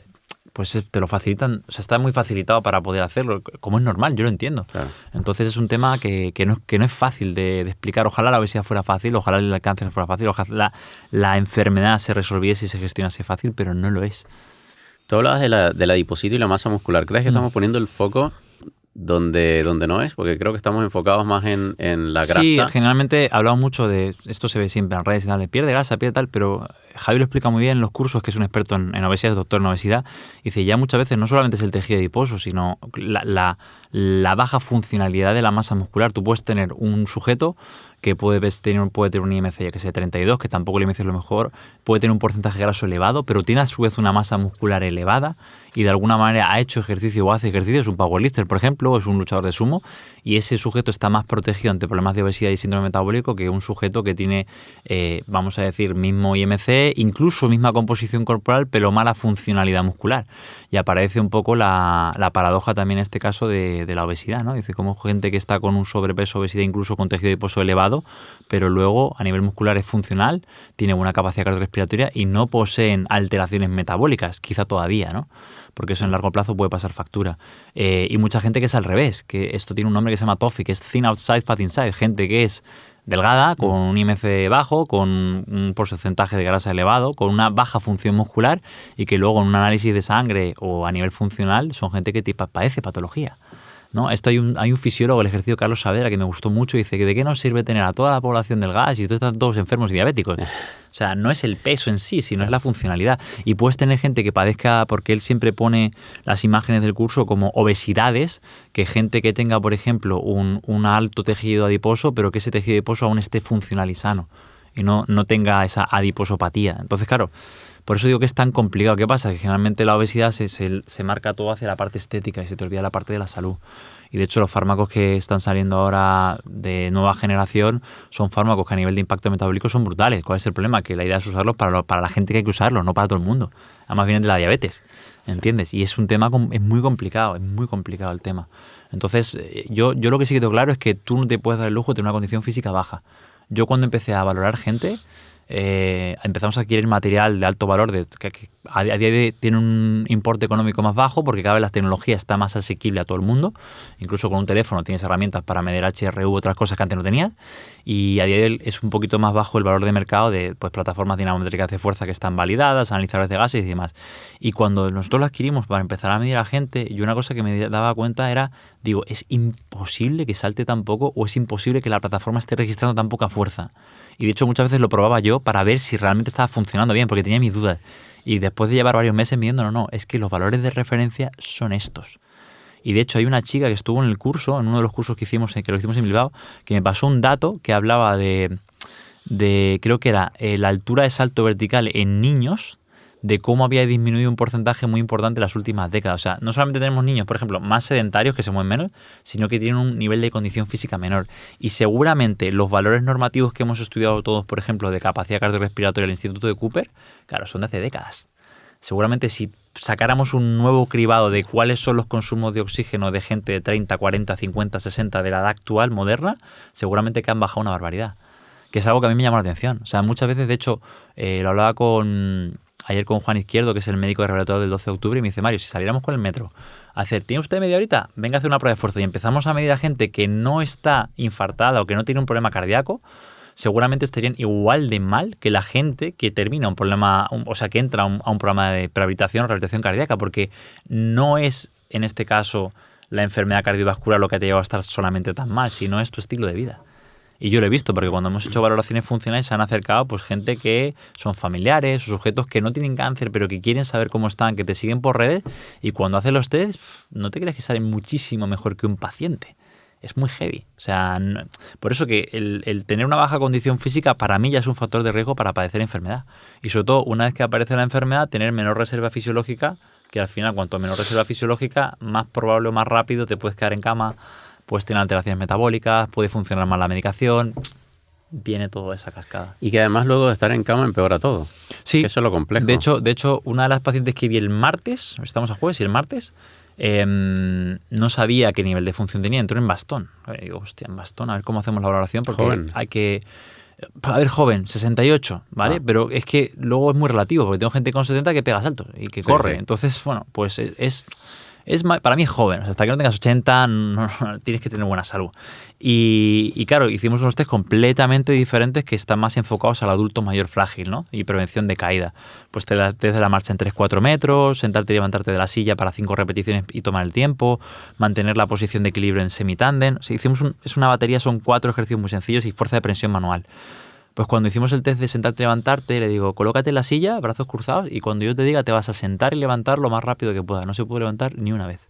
La tuve que levantar yo, llevar la silla, llevarla al rack para que tuviera un soporte, y ahí sí que hizo las 5 repeticiones. Claro, luego cuando hablaba con ella y con su marido, que el marido es médico, le digo, en la entrevista inicial, le digo, a ver, la historia clínica, ha recibido 3 ciclos de quimio, le queda 1, luego va a ir a cirugía, ha tenido anemia, ha tenido transfusión, y me dice, sí, pero es que ha estado 29 días ingresada en el hospital. Entonces, claro, esos 29 días de encamamiento y de deterioro es lo que le ha producido la disfunción muscular y lo que le ha hecho que ella entró andando al hospital y, claro, salió en silla de ruedas. Que esto lo dice un catedrático, Miguel Izquierdo, que trabaja en síndrome de fragilidad en el adulto mayor, y dice, muchas veces la gente mayor entra por su pie con un problema, le estabilizan y sale en silla de ruedas. O sea, le hemos quitado un problema, le hemos añadido otro. Y, de hecho, el encamamiento ese y ese sedentarismo, sobre todo en edades más mayores, la pérdida de función muscular que te produce es brutal, es brutal. De hecho, con muchos pacientes que van a trasplantes, sobre todo gente joven, le digo, mira, lo más importante es que evites el tiempo encamado, porque eso te va a producir más deterioro que cualquier cosa. Entonces es importante intentar compensar esa parte. Y hay otro ejemplo muy gráfico que son los astronautas. Sí, eso es brutal. O sea, van al espacio y se deterioran a nivel óseo, a nivel muscular. Es espectacular, porque al final la parte gravitatoria es un estímulo mecánico súper fuerte. Entonces, si tú desgravitas completamente, se consume la masa muscular. Y ahí es cuando te das cuenta de la importancia de lo que es el movimiento para distintos sistemas de nuestro cuerpo. O sea, mucho. Por la cual justamente encamas a un paciente y se empieza a deteriorar a una velocidad Pero es impresionante. O sea, la inmovilización... Yo he tenido ahora otra chica que, se tuvo una fisura a nivel del radio, le han tenido que poner una inmovilización y demás, y evidentemente ese brazo, pues ella inconscientemente lo mueve menos. Y el otro día me hacía así.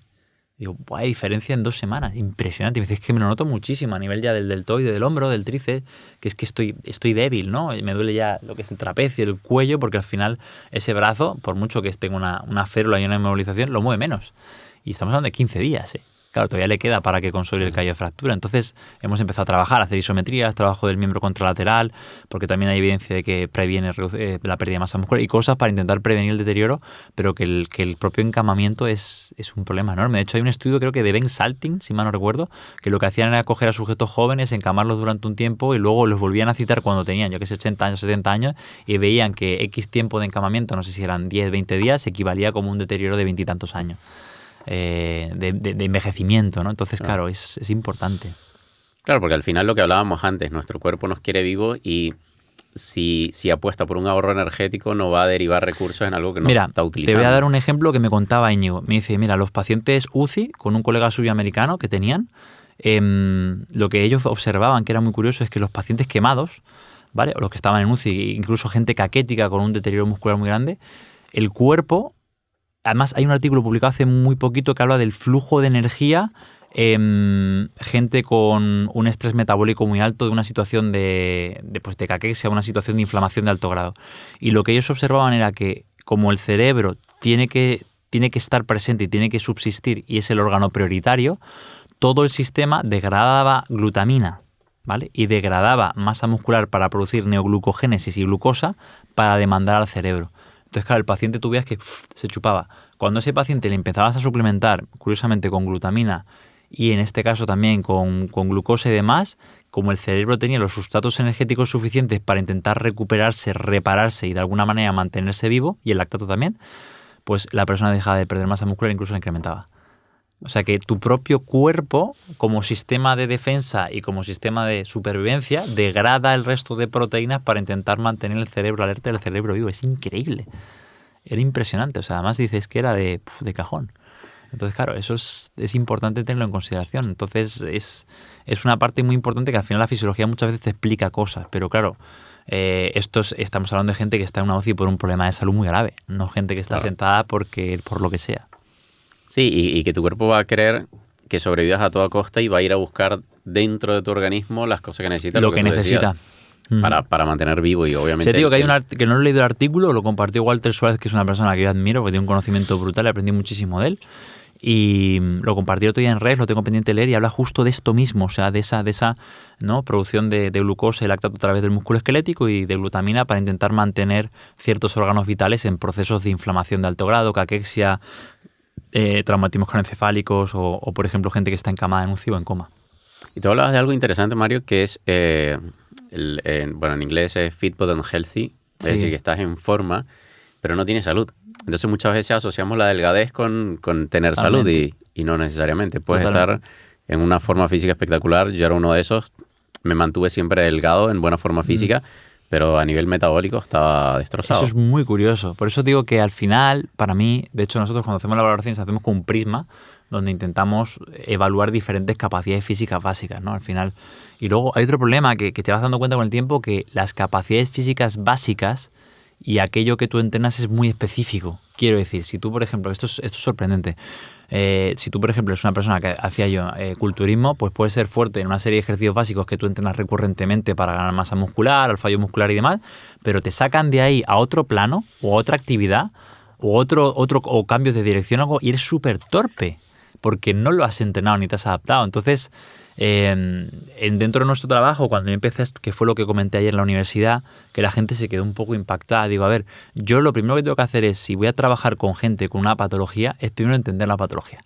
Y dentro de la patología, que me ha llevado, yo te diría que no años, sino ya una década de entenderla, y a través de conocer a Íñigo he entendido mucho más lo que es al final es una enfermedad con un componente metabólico brutal.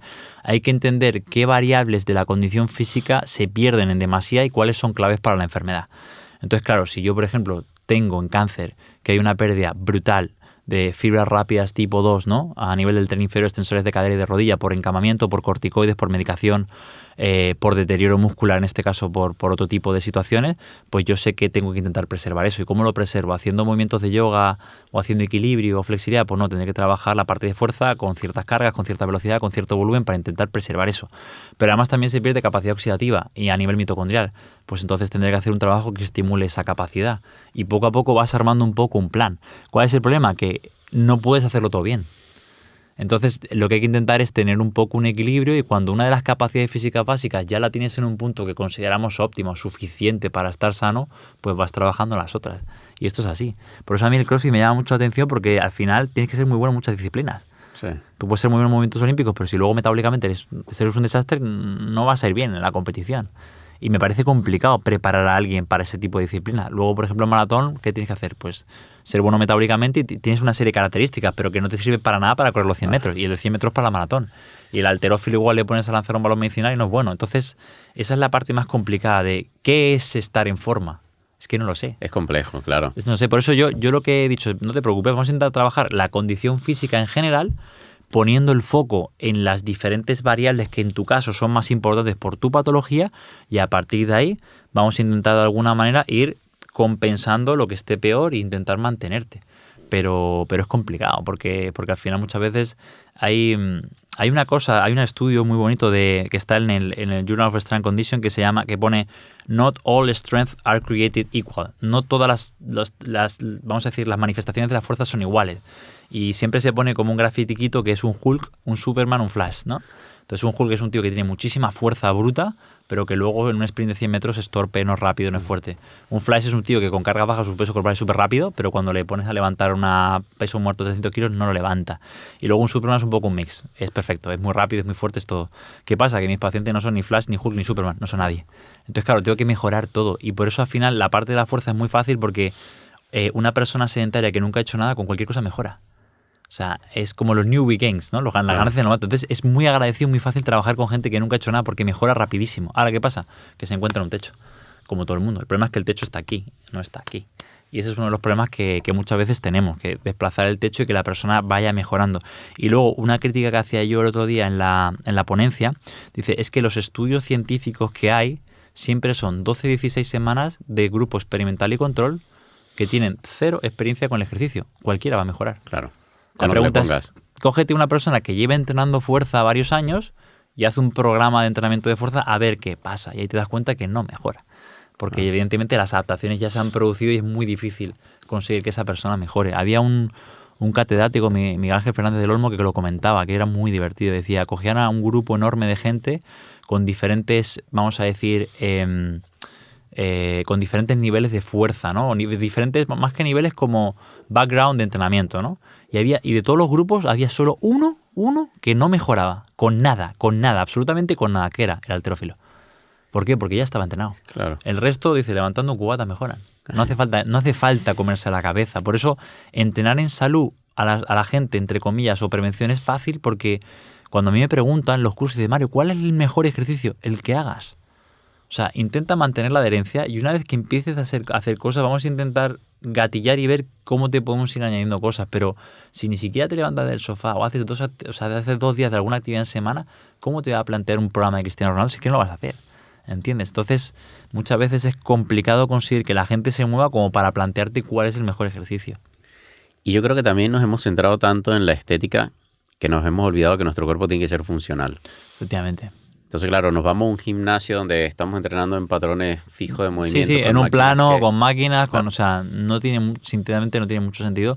Como digo, a no ser que vayas a competir en Mr. Olympia o te dediques a ese ámbito. Y yo prefiero que la persona explore el movimiento, haga otras cosas.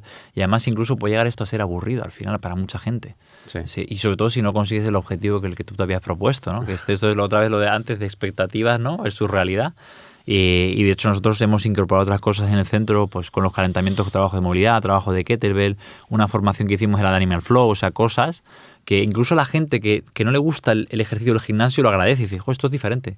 Y a veces es incluso más duro que un press de banca con una sentadilla, ponerte en el suelo a hacer un push-up con un cambio de pierna y una rotación.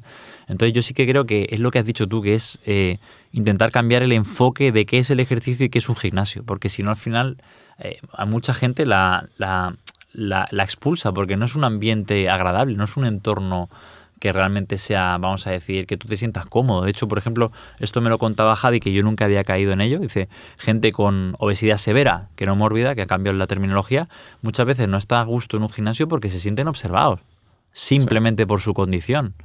Y ya cuando van a la máquina a coger agua, dicen, a ver qué va a coger el gordo. Le está juzgando sin ni siquiera saber por qué ha pasado ese sujeto. O directamente, por ejemplo, las máquinas muchas no están aptas para ellos, no caben. O, por ejemplo, otra cosa, que un gimnasio que trabaje con personas con una obesidad importante no tiene que tener espejos porque no les gusta verse. Y son cosas que tú no piensas. Entonces, yo lo que sí que he visto y que cada vez tiene más aceptación es que centros de entrenamiento para otro perfil de público por salud sí que tienen éxito porque de alguna manera son más friendly para ese perfil de gente que no va a ir a una cadena low cost o que no va a ir a un centro deportivo muy concreto porque no se sienta a gusto. A mí me pasaba. O sea, yo, por ejemplo, cuando estuve el año 2023 en California, quise ir al Gold's Gym. Y un reto era ir al Gold's Gym con la camiseta tirante. Porque claro, ya había pasado en mi época culturista y yo no me identificaba con eso, pero sentirme a gusto en ese entorno, que es de culturismo, con eso era como un proceso de he superado otra etapa y no me juzgo. Me da igual que el deltoide sea más pequeño, me da igual que esté pálido, me da igual, pongo a entrenar, a pasarlo bien, a conocer el sitio, a ver esto, que para mí era un sitio de referencia cuando competí y tal, que me llamaba la atención. Y claro, tú vas a meter quizá a un paciente mío en un Gold's Gym, ni de coña. No se sienta a gusto y dice, esto no es para mí. Entonces, yo creo que es eso, es intentar transmitir que el ejercicio no es ir a un gimnasio, sino lo puedes hacer en la montaña, lo puedes hacer en el parque, lo puedes hacer en calistenia, lo puedes hacer como te dé la gana, pero el tema es que te muevas. Y que tu cuerpo entiende de estímulos, no de espacio. Le da igual que esté en el Gold's Gym, en la montaña, en el parque, en la sala de tu casa. Eso si le das el estímulo, él se va a adaptar. Exactamente. Hay algo que me comentabas antes de entrar a la entrevista que me llamó bastante la atención, Y es que tú puedes mejorar el rendimiento de una persona sin que necesariamente mejore la salud. Eso es impresionante. Sé que suena rarísimo, pero me lo voy a llevar un poco a mi terreno, ¿no? Y esta fue una cosa que yo, de hecho, le lancé la pregunta en un congreso del Congreso de Ergospirometría que se hizo en la Universidad de Deusto en noviembre del año pasado, a Íñigo, que dio su ponencia de, bueno, lo que trabaja él de metabolismo y demás. Y claro, yo lo que me ha pasado, además, ha habido un paciente, te lo contaba hoy, que falleció, creo que fue antes de ayer o así, que era un hombre joven, de un cáncer de estómago, que pasó toda su quimio, llegó con nosotros con un bajo peso, con un nivel de rendimiento bajo, y a lo largo de los meses, pues evidentemente estaba en teoría libre de enfermedad, y fue recuperando toda su salud, ¿no? Recuperó incluso, porque él estaba haciendo más terapias, recuperó pues todas las uñas, las mucosas, ganó peso, le creció un montón el pelo, como es normal. O sea, ves cómo la persona florece. Florece, bravo. Efectivamente. Ganó como 10 kilos de peso corporal total, y además yo analizando los datos, porque me los he llevado para congresos y tal, porque está interesante ver las gráficas de rendimiento y tal, pues el día que hicimos la valoración, por ejemplo, en la bici, en un test de potencia cortito, movió 340 vatios, y hacía un mes y medio movió 900 vatios. O sea, la diferencia es bestial. Eso es una barbaridad. Es una mejora en porcentual impresionante. A nivel de salto vertical, el CMJ, que es lo que medimos, saltó 11 o 10 centímetros, que es poquísimo, y hacía mes y medio saltó 30 centímetros. O sea, la mejora es más del 50% de una mejora de capacidad funcional.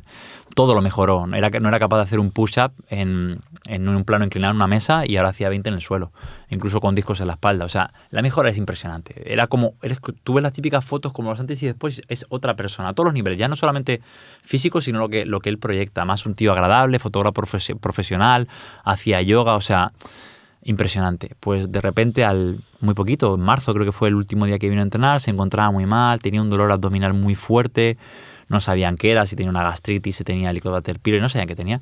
Y bueno, le ingresaron al hospital, y haciendo pruebas de imagen y demás, encontraron que había una sospecha de recaída en el hígado. Y efectivamente se confirmó que era una progresión, una recaída de la enfermedad. Y poco a poco se fue deteriorando así, hasta que en mes y medio prácticamente el pobre hombre falleció, ¿no? Y claro, yo me replanteo muchas veces, y de hecho la pregunta que lanzo en todos los congresos, que mis compañeros se quedan un poco como wow. Es decir, la pregunta es, ¿el ejercicio o la mejora de la condición física va a conllevar una mejora específica de la enfermedad?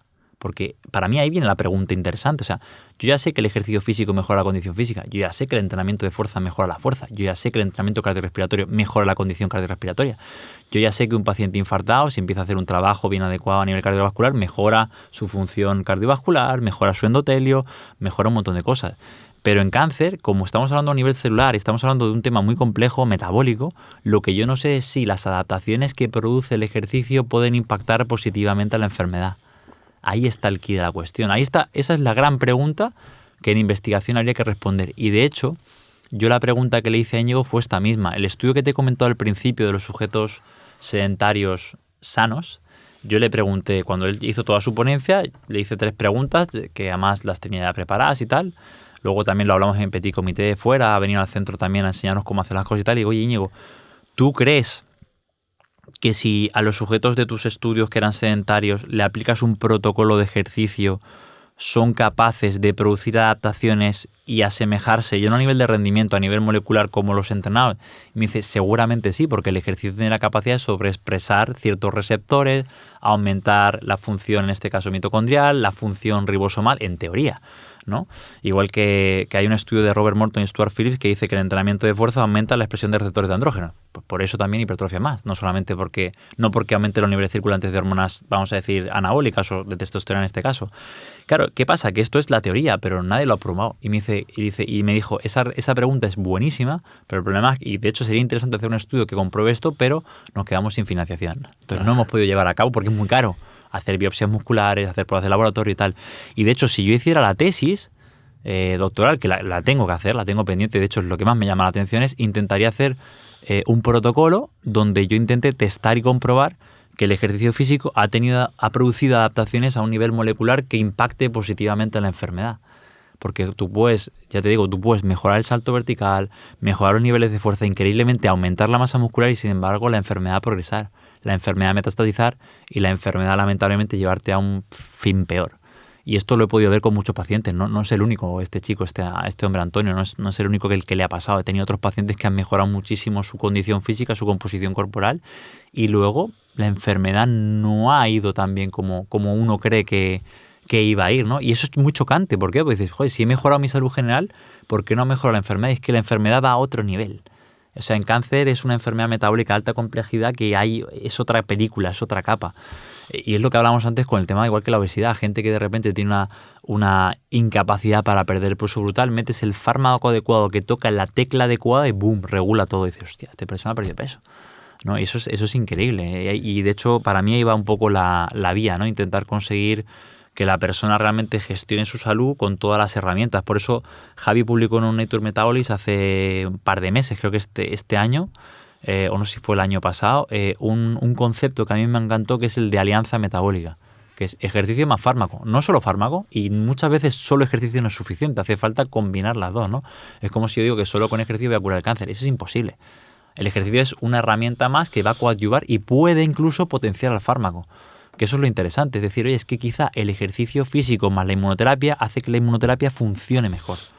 Para mí esa es la línea de investigación, es enseñar cómo el ejercicio físico puede coadyuvar un poco a la terapia farmacológica, o el ejercicio físico puede tener una repercusión importante a un nivel molecular que le haga daño a la enfermedad. Porque esto, por ejemplo, el mismo catedrático que te he dicho, Miguel Ángel Fernández del Olmo, en un podcast decía, por ejemplo, él lleva muchos años trabajando con Parkinson, y dice, yo ya sé que un paciente, un sujeto con Parkinson que hace ejercicio mejora la condición física general y mejora la salud general, pero no sé si mejora la condición específica de la enfermedad.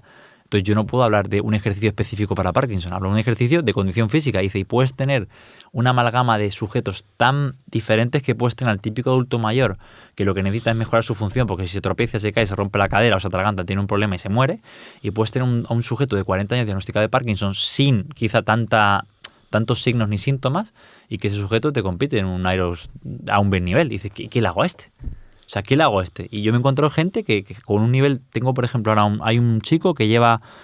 Además, ha superado un poco así el punto de corte que se supone con un astrocitoma grado 3, que es de supervivencia, y, por ejemplo, tiene un rendimiento tanto neuromuscular como de condición respiratoria como el mío mejor. De hecho, puede que mejor que el mío, porque el tío entrena 12 horas en la bici, entrena la fuerza y tal, y ahí está. Y la pregunta es, ¿qué hacemos con este chico? ¿Qué le puedo aportar yo? Pues si tiene más nivel que yo de rendimiento, ¿entiendes? Niveles de fuerza, condición cardiovascular, entrena muy bien, hace un volumen de entrenamiento brutal. Entonces digo, bueno, ¿y cuál es el objetivo? Le digo, pues seguir así de bien, mantener la condición física. Pero realmente la gran pregunta que nos tenemos que hacer es si el ejercicio físico puede producir adaptaciones a un nivel molecular que impacten positivamente la enfermedad. Esa es la pregunta. Porque todo lo otro al final es mejorar la condición física, que está muy bien y mucho es. Pero claro, el paciente con un cáncer querría saber si también tiene impacto a nivel de su enfermedad. Esto es como si digo, no, haces ejercicio, mejoras tu rendimiento, mejoras tu capacidad cardiovascular, mejoras tu función muscular, mejoras tu composición corporal, pero sigues siendo diabético. Hostia. Entonces, ¿qué sentido tiene, no? Y es curioso, porque el cáncer, como te digo, es una enfermedad metabólica muy, muy compleja. Entonces, ¿cómo impacta el ejercicio físico en pacientes con cáncer más allá de lo metabólico, también tocando lo emocional? Exactamente. Yo siempre pongo como varias esferas, ¿no? Y el otro tema que hay es que va a impactar positivamente tanto a los efectos adversos de la propia enfermedad que produce la enfermedad o los tratamientos. Por ejemplo, ¿no? Es capaz de modular la fatiga relacionada con el cáncer, es capaz de mejorar, en este caso, el funcionamiento del sistema inmune, es capaz de mejorar la función mitocondrial, es capaz de mejorar de alguna manera también la densidad mineral ósea, la calidad ósea. O sea que todo eso de alguna manera son justificaciones de por qué el ejercicio es importante. Y luego también algo muy importante dentro del ejercicio, va a preservar tu capacidad funcional y tu calidad de vida, y también va a reducir la toxicidad que pueda producir el tratamiento. De hecho, el músculo esquelético es un órgano que también metaboliza ciertos fármacos. Que se metabolizan en medios acuosos. Por ejemplo, hay un artículo muy bonito de Carla Prado, que es súper antiguo, del 2009, que ellos observan que los sujetos con más masa y función muscular toleran mejor la medicación. ¿Por qué? Porque lo aclaran y lo metabolizan de una manera más eficiente y más rápida, y no produce daño a nivel de riñón, a nivel del hígado, entonces pueden tener más tiempo el tratamiento.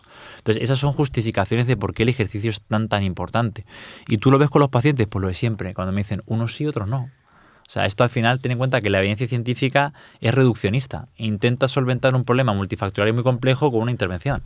No tiene sentido. Por eso te decía lo de la alianza metabólica y hacer todo. Pero sí que es verdad que en términos generales los sujetos que hacen ejercicio tienen más salud. Ahora, muy bien, va a depender mucho de cómo te impacte negativamente el propio fármaco. Quiero decir, tú puedes tener un sujeto de 29 años, súper comprometido, súper deportista, que de alguna manera intente comer súper bien, que se intente cuidar, que se vaya a la cama temprano, pero si la quimioterapia le afecta muchísimo a nivel de hígado, le afecta muchísimo a nivel del sistema nervioso o le afecta muchísimo, yo que sé, a nivel de médula, al final el sujeto va a empeorar mucho, por mucho que tú hagas ejercicio y te cuides. Entonces es como tener un poco un equilibrio, de alguna manera, donde la farmacología haga su trabajo, pero que no te lleve por delante.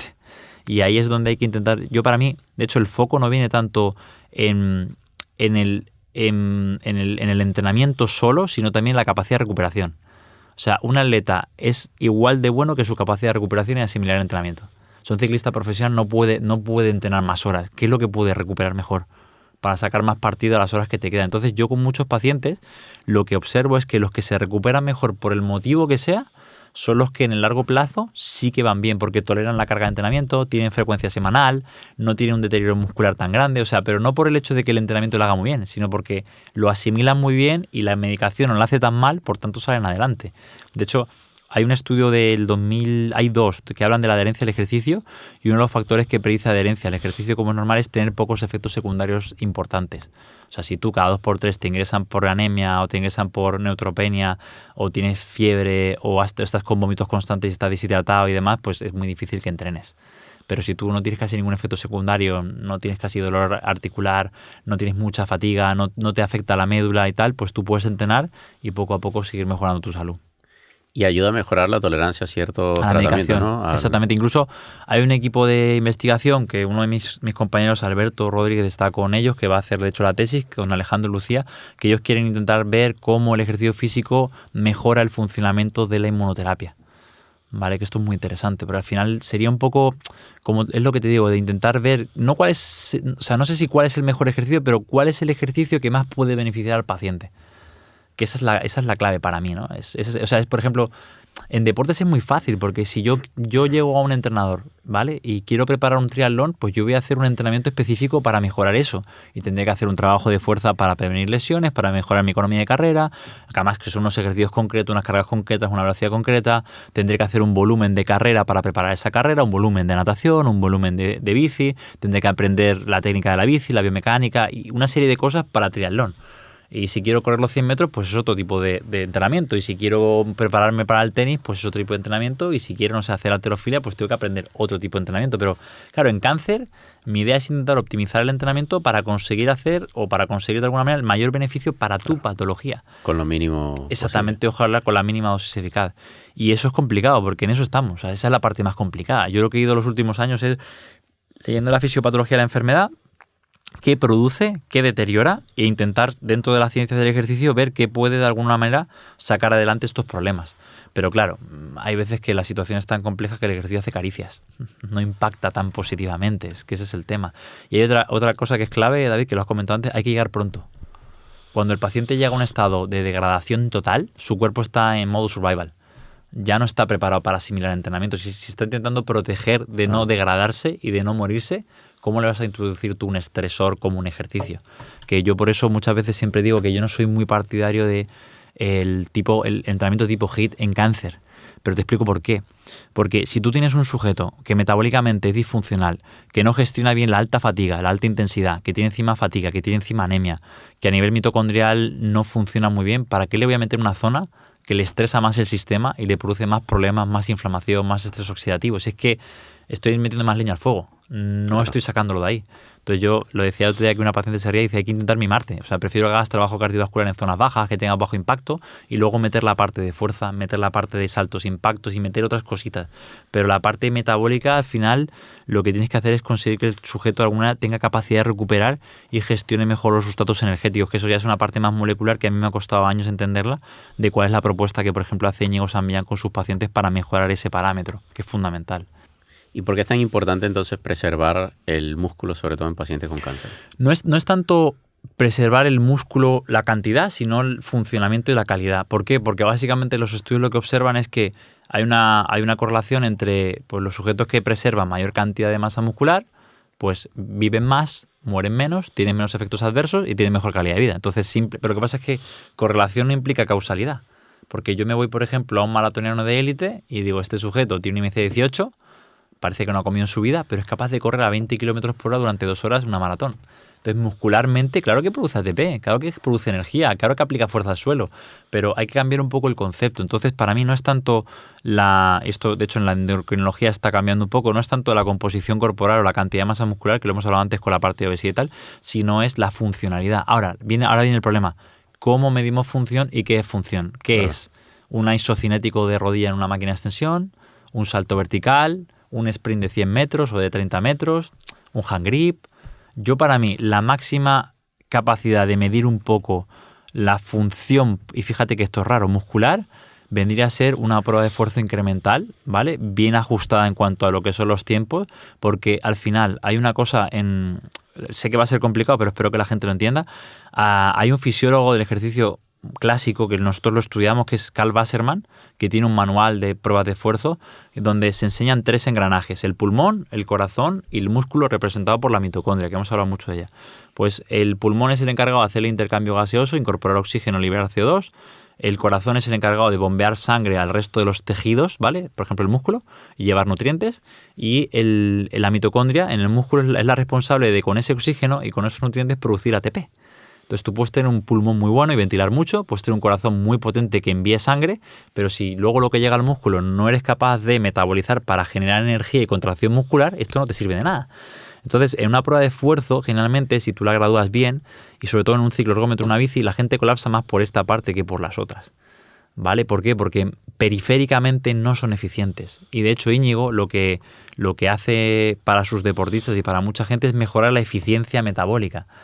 Dice, mis deportistas, claro que tienen un buen corazón y a nivel central no tienen ninguna limitación. Pueden estar a 200 pulsaciones por minuto horas. Son gente que tiene el sistema cardiocirculatorio adaptadísimo. Son gente que ventila muchísimo. Pero la clave está que con esas mitocondrias, si antes producían XATP, ahora produzcan XATP por 5. Entonces, sin tú mejorar tu capacidad cardiorrespiratoria, ni ventilar más, ni de alguna manera bombear más sangre, con la sangre que llega y el oxígeno que llega, es capaz de producir el doble de energía. Y tiene una gráfica que enseña en sus cursos muy chula, que se ve un deportista como en 2 años su capacidad cardiorrespiratoria, que por otra parte era alucinante, no había incrementado nada. Sin embargo, el rendimiento en la prueba había mejorado de una manera impresionante. O sea, iba mucho más rápido en la bici, pero muchísimo más rápido. Y es porque se ha producido una mejora metabólica a nivel molecular, a nivel celular, a nivel de la mitocondria. Y que esa es la clave. O sea, se puede... Tú puedes llegar a medir... O sea, aquí mi duda está en... Teniendo en cuenta que el músculo es un órgano que obviamente participa en muchos procesos a nivel de nuestro organismo. A todos los niveles.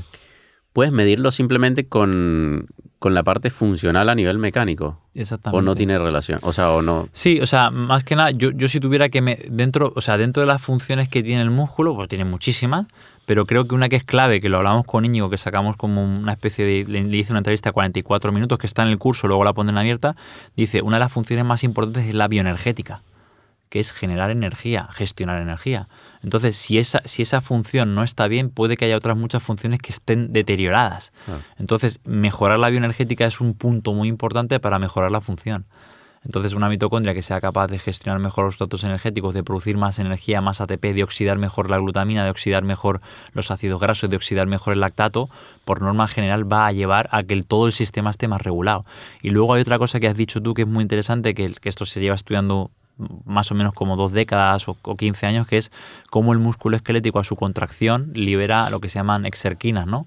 Que son citoquinas que tienen efectos muy positivos para la salud y que impactan positivamente al cerebro, al hueso, al hígado, al sistema inmune y demás. Entonces, ya te digo, es un órgano regulador maestro que si de alguna manera no es capaz de producir energía, no es capaz de tener un buen rendimiento, ten por seguro que eso está enfermo.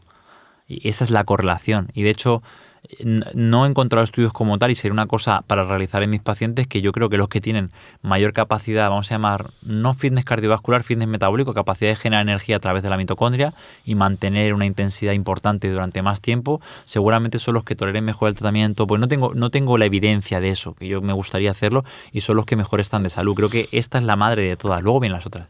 Y creo que hemos sobrevalorado la fuerza. La fuerza está muy bien, fatiga poco, es un estímulo neuromuscular muchas veces y demás, pero creo que la condición, el fitness metabólico y esa capacidad de mantener un estrés moderado o intenso de manera alargada en el tiempo es lo más importante. ¿Y cómo se entrena esto? Ahí viene el tema, eso es. Pues mira, me alegro que me hagas esa pregunta porque es algo que yo no entendía bien. Íñigo me lo explicó muy bien y lo explicó en la entrevista que le hice. Voy a entrar un poco en un tema molecular, pero bueno, para que la gente lo entienda. Básicamente la mitocondria, ¿vale? Es una fábrica de energía que necesita una serie de sustratos energéticos para producir energía, ¿vale? Y dentro de los sustratos energéticos que puede oxidar está la grasa, está la glutamina, por ejemplo, que se la chupa, me lo comentaba Íñigo, está el ácido pirúvico en este caso y el piruvato y el lactato. ¿Vale? Pues en este caso la mitocondria, cuando tú pasas una intensidad alta tipo HIIT, que es lo que tiene publicado son más de 4 milimoles en sangre, generalmente por estrés oxidativo se daña un poco la periferia, los canales, y la mitocondria deja de hacer su función. Por tanto, tú ya no produces energía en la mitocondria, sino que la produces fuera de la mitocondria, lo cual te brinda te brinda energía más rápido pero menor cantidad de energía, o sea que no es tan eficiente en este caso. Entonces, para tú conseguir que mejorar y desplazar ese hito metabólico, es lo que recomienda, lo que ha demostrado que es como me decía el otro día en la calle cuando vino al centro a enseñarnos cómo hacer esto, dice, un tío en la calle me llamó, Íñigo Samián, el padre de la zona 2, vas a ver a Mario, y digo, sí. Pues él lo que ha fomentado mucho son entrenamientos de baja intensidad. Porque, ¿qué ocurre? Si tú, por ejemplo, a baja intensidad, ¿no? Debajo del primer umbral ventilatorio, que son intensidades muy bajitas realmente, lo que enseñas tú a la mitocondria de alguna manera es a oxidar mejor los sustratos energéticos, porque sigue permeable, sigue abierta y sigue entrando grasa, sigue entrando lactato, sigue entrando glutamina y sigue haciendo su función. ¿Y qué te permite esto? Que mejoras la gestión de ciertos metabolitos que cuando luego tú vayas a zonas más altas, la mitocondria es más eficiente aclarándola y pudiendo producir energía. Entonces lo que haces de alguna manera es entrenar bajo para competir alto, me explico, que es un poco raro porque lo que haces tú es desplazar a la derecha tu capacidad mitocondrial. Entonces a intensidades un poco más altas eres capaz de seguir utilizando la mitocondria. Ese es un poco el cambio de paradigma. Es decir, ¿cómo es posible que entrenando en zonas bajas luego mejore mi rendimiento? Dice, porque tú has enseñado a la mitocondria a funcionar mejor, a funcionar mucho mejor, y cuando vas a zonas altas donde se involucran las fibras rápidas tipo 2 más glucolíticas que producen más lactato, que esto lo publicó Josh Brooks en el shooter de lactato, tú permites que las fibras más lentas, más oxidativas, ¿vale? Con mayor red mitocondrial, ese lactato que viene, sean capaces de utilizarlo mejor y producir energía. Entonces no colapsas, tú sigues el rendimiento y sigues teniendo la capacidad de aclararlo. Porque cuando tú produces más lactato, se producen más hidrogeniones, esos hidrogeniones producen fatiga, esos hidrogeniones hacen que la contracción muscular se entorpezca y hacen que se disminuya el pH y al final tú tienes que parar tu prueba porque no puedes más. Entonces, claro, es mejorar esa dinámica mitocondrial, esa es la clave. ¿Y efectos prácticos cómo se entrena en esa Generalmente lo que él vino a enseñarnos, que tenemos que pulirlo mejor, él lo que hace es, le llama el mapa metabólico, y lo que hace es pones a un sujeto, por ejemplo, imagínate que lo hicimos con mi hijo Mario, con un paciente, y le pones en una bicicleta, al menos 3 minutos, a ser posible 5, y con sus deportistas lo hace 10. Y tú le pones en la bicicleta en un palé, ¿va? A una intensidad concreta. Dice, usted va a estar moviendo 50 vatios durante 5 minutos, ¿vale? Y al acabar los 5 minutos, o antes de que acabe el último minuto, tú le pinchas el dedo o la oreja, él lo hace en la oreja, y extraes una muestra de lactato. Además, esto se puede hacer, no es tan caro, ¿no? Un aparato de lactato te puede costar, creo que son 500, 600 euros, y luego las tiras reactivas te cuesta, creo que 2,5 cada tira. Pero bueno, lo puedes hacer. Además, no es tan invasivo como otro tipo de pruebas.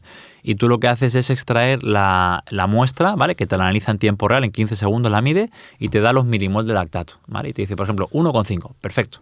Después de ese palé de 5 minutos, si lo ha tolerado bien y no ha superado los 2 milimol, vas al siguiente. Y lo que haces es la prueba, simplemente ir incrementando la intensidad hasta ver en qué punto él rompe más o menos los 2 milimol de lactato. Que a partir de ahí ya eres menos estable gestionando el lactato. ¿Por qué? Porque si el lactato está bajo es porque tu mitocondria lo está utilizando. Si el lactato está alto es que la mitocondria no es capaz de reutilizarlo, se ha cerrado y ese lactato se está expulsándose a la sangre periférica y al final se mide en sangre capilar y te está dando una información de que la mitocondria de manera indirecta no está consiguiendo utilizar el lactato como fuente de energía. ¿Vale? Que eso lo publicaron en el año 2020 con Josh Brooks, que lo hicieron con sujetos diabéticos, con sujetos deportistas de alto rendimiento y con sujetos deportistas amateur. Y lo que veían es que a partir de 4 milimoles de lactato, el 100% de los sujetos dejaba de oxidar grasa y dejaba de oxidar lactato en la mitocondria. Entonces, claro, la idea es hacer esta prueba y ver a qué intensidad oxidas tú hasta 2 milimol y hasta 4 milimol, y ahí tienes un poco tu mapa de decir, oye, pues Mario Redondo, a partir de 150 vatios, es inestable y se pasa de rosca y ya no oxida lactato. Por tanto, esa zona no es una zona que le permita aclararlo mejor, que le permita gestionarlo mejor. Pues tú entrena por debajo de 150 vatios y hace fuerte ahí, está estable ahí. ¿Qué pasa? Cuando se produzcan las adaptaciones, que él me dijo que 8 semanas, o sea, 2 meses, o 12 semanas, que son 3 meses, deberías haber conseguido mejorarlo mucho. ¿Qué problema tiene este tipo de entrenamiento? Que al final es un entrenamiento metabólico y es fisiología, que para conseguir de alguna manera mejorar la función mitocondrial necesitas unos volúmenes de entrenamiento muy altos. O sea, muy altos, me estoy hablando de que igual necesitas 3-4 días de 1 hora en semana. ¿Me entiendes? Entonces, claro, eso son una cantidad de tiempo que hay que invertir muy alta, que evidentemente tú no empiezas con 4 horas en semana, tú empiezas con 20 minutos 3 veces en semana y poco a poco, a medida que lo vas gestionando, cada vez, como el tipo que sale a correr primero se ahoga y luego sale a correr y se encuentra mucho mejor y que ya es capaz de mantener el ritmo y tal, pues esto es lo mismo. La clave es hacer una progresión y, como me dice él, y a partir de las 2 meses, 3 meses, volver a hacer el mismo protocolo y ver si tú a los mismos vatios eres capaz de tener valores de lactato más bajos, porque quiere decir que eres más eficiente y lo vas desplazando a la derecha y cada vez eres capaz de mover más vatios con menor necesidad energética, porque al final te cuesta menos. Y es impresionante. Yo lo he hecho con un par de pacientes que han sido muy meticulosos y, hostia, sí que se nota. Y la mejora es bestial. Pero esto estamos hablando de ejercicio cardiovascular, ¿no? De fuerza. Exactamente, ejercicio cardiovascular. Vale. Puede ser caminar, puede ser pedalear, puede ser nadar. Él recomienda que sean actividades que tengan un componente de fuerza bajo, porque la idea es que la parte de fuerza no sea el factor limitante. Claro. Por ejemplo, nadar tiene un componente coordinativo y de fuerza que para la gente sedentaria nadar es hit. Claro. Tú no puedes hacer un trabajo de baja intensidad nadando porque te ahogas, porque no es baja intensidad. La bici, si no tienes ciertos niveles de fuerza, te puede comer las piernas y también al final te puede ser, y generalmente con mucha gente se hace andando. De hecho, otra parte de la tesis sería interesante medir a muchísima gente y ver más o menos dónde tiene la gente esa zona, porque podría hacer una recomendación general. Pero según lo que él me ha dicho, generalmente la mayoría de la gente caminando a 5 km por hora es suficiente. Gente sedentaria. Para entrar en ese rango. Para entrar en ese rango, no le hace falta mucho más. ¿Pero equivale o se correlaciona con lo que se conoce como zona 2? Sí, es que es justo la zona 2. O sea, vale. De hecho, dentro de los modelos que hay un modelo trifásico que se utiliza en fisiología de 3 zonas. Hay modelos de 5, hay modelos de 7. Él plantea un modelo de 5 zonas y la zona 2 está antes de que tú empieces básicamente a... Es una intensidad en la que tú puedes más o menos hablar con un poquito de ventilación, pero que no puedes cantar. Que si quieres cantar no puedes llevar un canto tranquilo, ¿no? Pero no es una intensidad alta, es bastante baja. Y de hecho la mayoría de la gente cuando se pone a correr rompe la zona, ya no es la zona que te corresponde. Por eso mucha gente empieza andando. Que lo hablábamos el otro día, que para un paciente oncológico, para una persona desentrenada es muy agradable, entre comillas, porque no es fatigante. Y poco a poco cada vez, antes caminabas 10 minutos y tenías que parar porque ya no podías más y porque te pasabas de zona, ahora luego eres capaz de hacer 20 minutos, luego eres capaz de hacer 30, luego eres capaz de hacer 1 hora y además no solamente cada vez haces más tiempo y eres capaz de mantenerlo más tiempo, sino que cada vez la velocidad que necesitas para estar en la misma zona es mayor y te vas haciendo más eficiente. Esa es la gracia.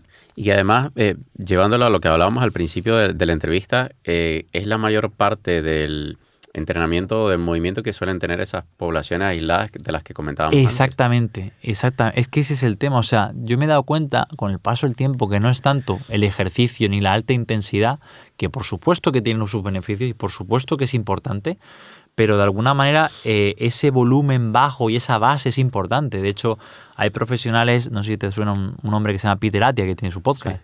Pues Peter decía él que muchos clientes suyos de longevidad, gente joven y demás, si tienen un bajo fitness cardiorrespiratorio, no empieza con HIIT ni eso. Tienes que hacer una base aeróbica y luego ya empiezas a meterte lo alto. Es como si yo empiezo desde que empiezo a entrenar fallo. ¿No? Primero aprende la técnica, controla la musculatura, sé consciente de tu cuerpo, aprende los ejercicios, haz un volumen mínimo viable y luego poco a poco, a medida que vas siendo más experto, necesitas más estímulo y te puedes meter al fallo muscular y meter más volumen y tal y te podrás recuperar en teoría mejor. Pero si eres un sujeto que está empezando y tiene una inflexibilidad metabólica y una disfunción mitocondrial, empieza por ahí. Y de hecho, cuando estuve en el congreso de Sorecar que te decía de ergospirometría, y además estuve con Juan Izquierdo justo ayer, que estuvimos hablando y tal, me llamó mucho la atención porque gente, por ejemplo, en rehabilitación cardíaca mejoran muchísimo porque tienen muy deteriorada la parte central de los 3 ejes del corazón.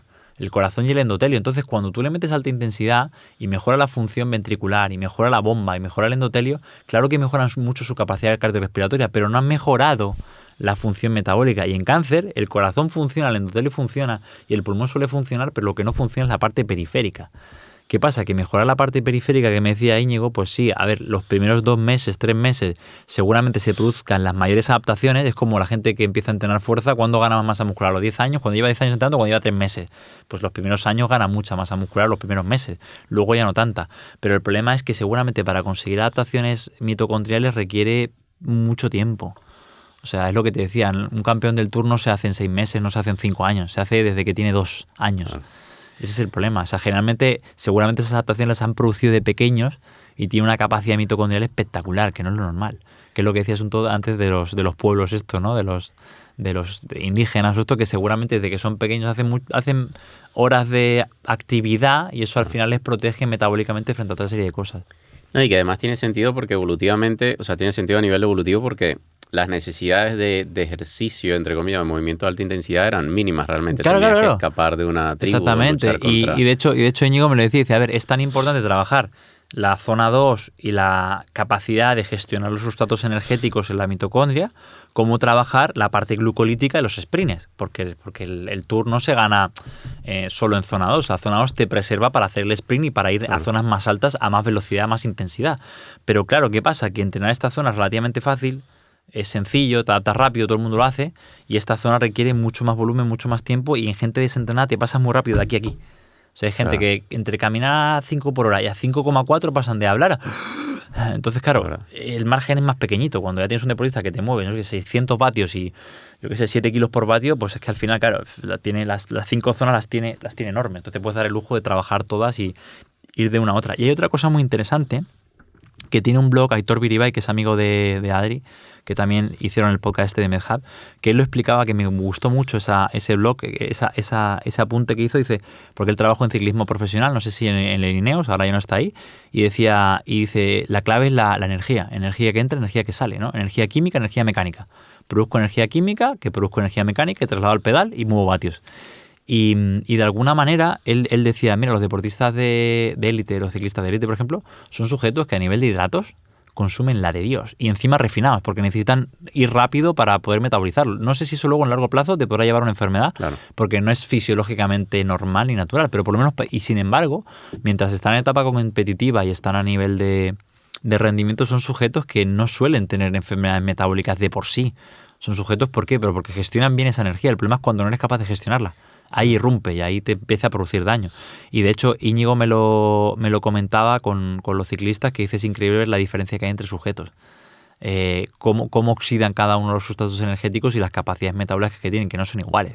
Cada uno necesita entrenar un poco, sus zonas son diferentes y tienes que ir poco a poco mejorando esa capacidad metabólica. Entonces esto es importante, ¿me entiendes? Tú le metes la misma cantidad de carbono que se toma un ciclista profesional en un Tour a una persona sedentaria y la han matado. Sí. Le produces una prediabetes de golpe. Y estos sujetos no, porque son capaces de gestionar de alguna manera la energía. Y luego Íñigo también me comentó, porque le pregunté, ¿conoces gente cetoadaptada? Y me dice, sí. Claro, que he conocido gente que se adapta a una dieta cetogénica después de varios años y tiempo, pasándolo muy mal, pero el problema es que en cáncer o en deportes no tenemos tiempo muchas veces y al final prima el rendimiento. Que eso es otra cosa, que el rendimiento extremo está muy bien, pero tampoco es un enfoque de salud. O sea, Rafa Nadal no es el más saludable extraarticularmente hablando, pero es que su deporte y su situación ha demandado que llegue hasta ahí. Pero sí que es verdad que hay muchas similitudes y yo lo que me he encontrado es que la gente que sabe mucho de rendimiento luego está haciendo una labor muy buena en salud, porque dominan mucho la fisiología, dominan mucho el rendimiento deportivo, tienen que afinar mucho, o sea, para mejorar una milésima de segundo a un deportista, a un tiempo de reacción o cualquier capacidad física básica a gente que es top, hay que hacerlo muy fino. Entonces, cuando van con un paciente, es igual. O sea, saben perfectamente qué zonas son, saben testar y demás. Y yo he aprendido mucho de ellos, la verdad. Pero bueno, también teniendo en cuenta de que lo que tú comentabas antes, que no necesariamente rendimiento es igual a salud, ¿no? Ese es el tema. Y de hecho, era una cosa que hablaba con Íñigo y me dice, mira, yo tenía 2 máquinas que medían estrés oxidativo, ¿vale? En sangre capilar. Y tenía 2, o sea, por ejemplo, tenía 2 equipos ciclistas que iban a sitios diferentes a entrenar o a competir y tal. Y yo les pedía que me dieran los datos un poco de ese estrés oxidativo. Y muchísimos deportistas, después de competir, están súper oxidados. O sea, quiero decir que el esfuerzo que han hecho es brutal. O sea, que quiere decir que no es salud. Y empezaban a perder peso, empezaban a sobreentrenar, porque no estaban lo suficientemente preparados para tolerar ese estrés. Y había que suplementarles, había que nutrirles y había que darle reposición. Y sin embargo, otros con el mismo estímulo o mayor eran capaces de supercompensar. ¿Por qué? Porque cada uno es diferente. Pero ¿cuál es la gracia de gente como Íñigo, como Aitor y tal? Que son gente que está en alto rendimiento y que está constantemente midiendo. Porque tiene que tomar decisiones basadas en algo, ¿no? Y él me lo decía, seguramente si midiéramos, pudiéramos tener la posibilidad de con tus pacientes ir midiendo estrés oxidativo a lo largo de los entrenamientos o a lo largo de los ciclos de quimio, veríamos cómo unos son capaces de supercompensar y si su sistema antioxidante endógeno, por el motivo que sea, funciona y por eso toleran la quimio y por eso toleran el entrenamiento, y otros, a la mínima de cambio, ¡pum!, van para abajo. Y empiezan a radicales libres, proteólisis, degradación mitocondrial, y empieza todo el jaleo para abajo. Entonces, yo me apuesto en un futuro, que es lo que quiero hacer, sea con la tesis o con un servicio, es cada vez proveer, que te lo estaba comentando fuera de cámara, un servicio más personalizado y mucho más preciso. Porque al final, a día de hoy, hacemos así, ¿no? Entrena, zona 2, con un pulsómetro, ¿no? Hay que medirlo metabólicamente, hay que hacer tu perfil y decir, estás aquí o aquí, porque luego es importante para mejorar, o no, tú consumes más proteína, tú menos, tú tomas antioxidantes, tú no, tú... A ver, hay que intentar medir para ver un poco quién tiene la necesidad y quién no tiene la necesidad, porque es igual de malo tomar mucho antioxidante que no consumir el que te hace falta para compensar eso. Que es lo que me decía Íñigo, por eso tenía que medir, porque si yo a un sujeto le suplemento mucho, al final le deprimo su capacidad endógena, y si yo a un sujeto no le suplemento, igual al día siguiente no puede competir o compite con un deterioro que no le corresponde y que al final le va a mermar en la prueba. Mario, tengo un amigo que está también metido en el mundo del cáncer, que es Pablo Montenegro, y él habla de que el mejor tratamiento es no tener cáncer. Sí, la prevención.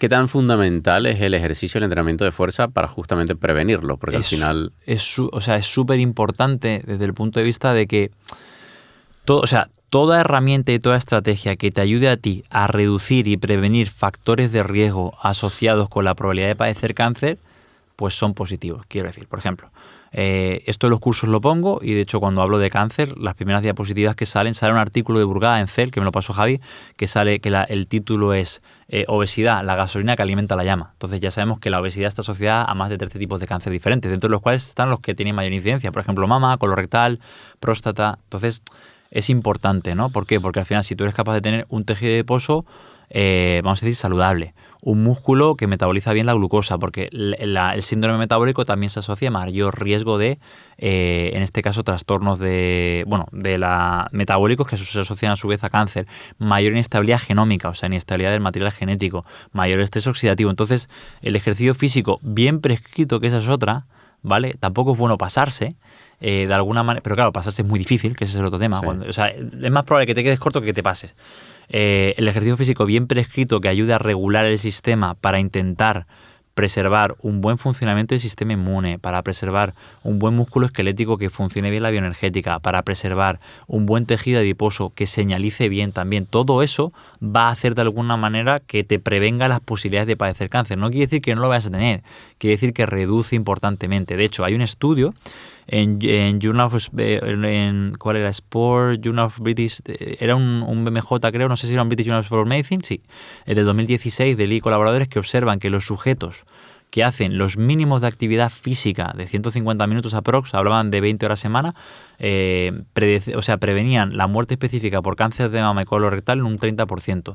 Y los sujetos que ya habían pasado el cáncer supervivientes, que incorporaban esta mínima dosis de actividad física a la semana, reducían en un 40% la probabilidad de morir por cáncer. Entonces, claro, son cifras que son de locos y están publicadas. Y no son 4 horas en semana, son media hora todos los días de una actividad moderada de intensidad. Entonces, eso te iba a preguntar, ¿cuál es esa mínima dosis? La mínima, ellos, casi todos los estudios lo que testan un poco es las recomendaciones generales. Y la dosis ellos hablan de una forma de cuantificar a través hablan de METs hora semana, que es muy complicado, sí. Pero si un MET son 3,5 mililitros por minuto, entonces si tú haces la conversión un poco, esos 20-24 METs hora semana más o menos equivalen a unos 150 minutos aprox, más o menos. Que son las recomendaciones generales, sí. Exactamente. Entonces, ¿qué pasa? Que realmente si te das cuenta, hacer eso bien no es tan fácil.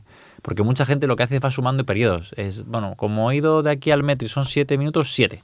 Y como he ido a por el niño al colegio, que son 10, son ya 17. Y como ya he ido a por la compra que he hecho, pues yo qué sé, 10 y 10, ya son 40. Pues 40 más 17 más tal. Digo, no, así no funciona. Son 30 de golpe o 20 de golpe y continúa a cierta intensidad.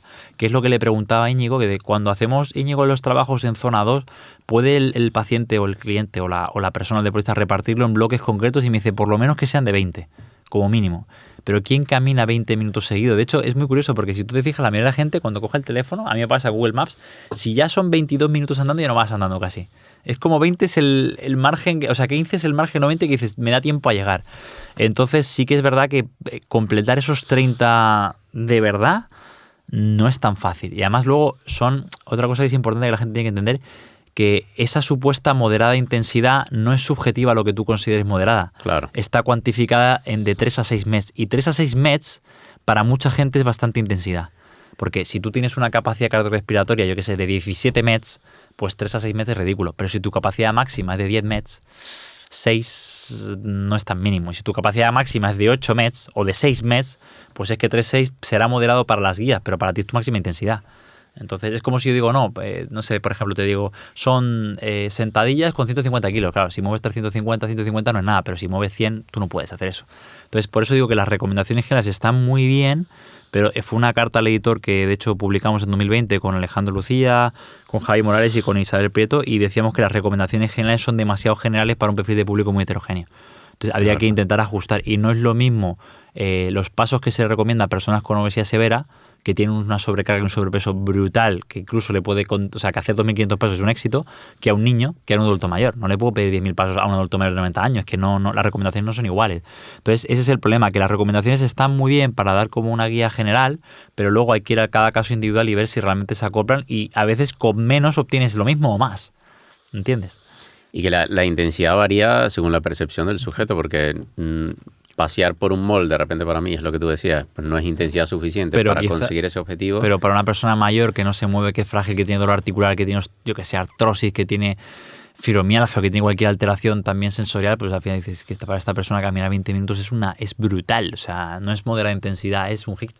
Entonces ese es el problema. ¿Y dónde entraría el entrenamiento de fuerza en todo esto? O sea, ¿sería adicional esos 150 minutos o entrarían como No, parte? O sea, es adicional. O sea, el problema es que son, por una parte, los 150 minutos y además 2 veces en semana trabajo de fuerza. Claro. Y de hecho, hay una cosa que es curiosa, que y esto se ha publicado mucho, hay un artículo que habla del 2023, de la mínima dosis efectiva para producir adaptaciones en gente sedentaria y desentrenada, y es que es rollo, creo que eran 2 o 3 series en semana por grupo muscular al 50% del RM, o sea, es una intensidad ridícula. Claro. Es lo mínimo de lo mínimo, es un entrenamiento de la semana, punto. De full body, ya con eso tienes suficiente para producir adaptaciones y mejoras de 12 a 16 semanas, es una locura.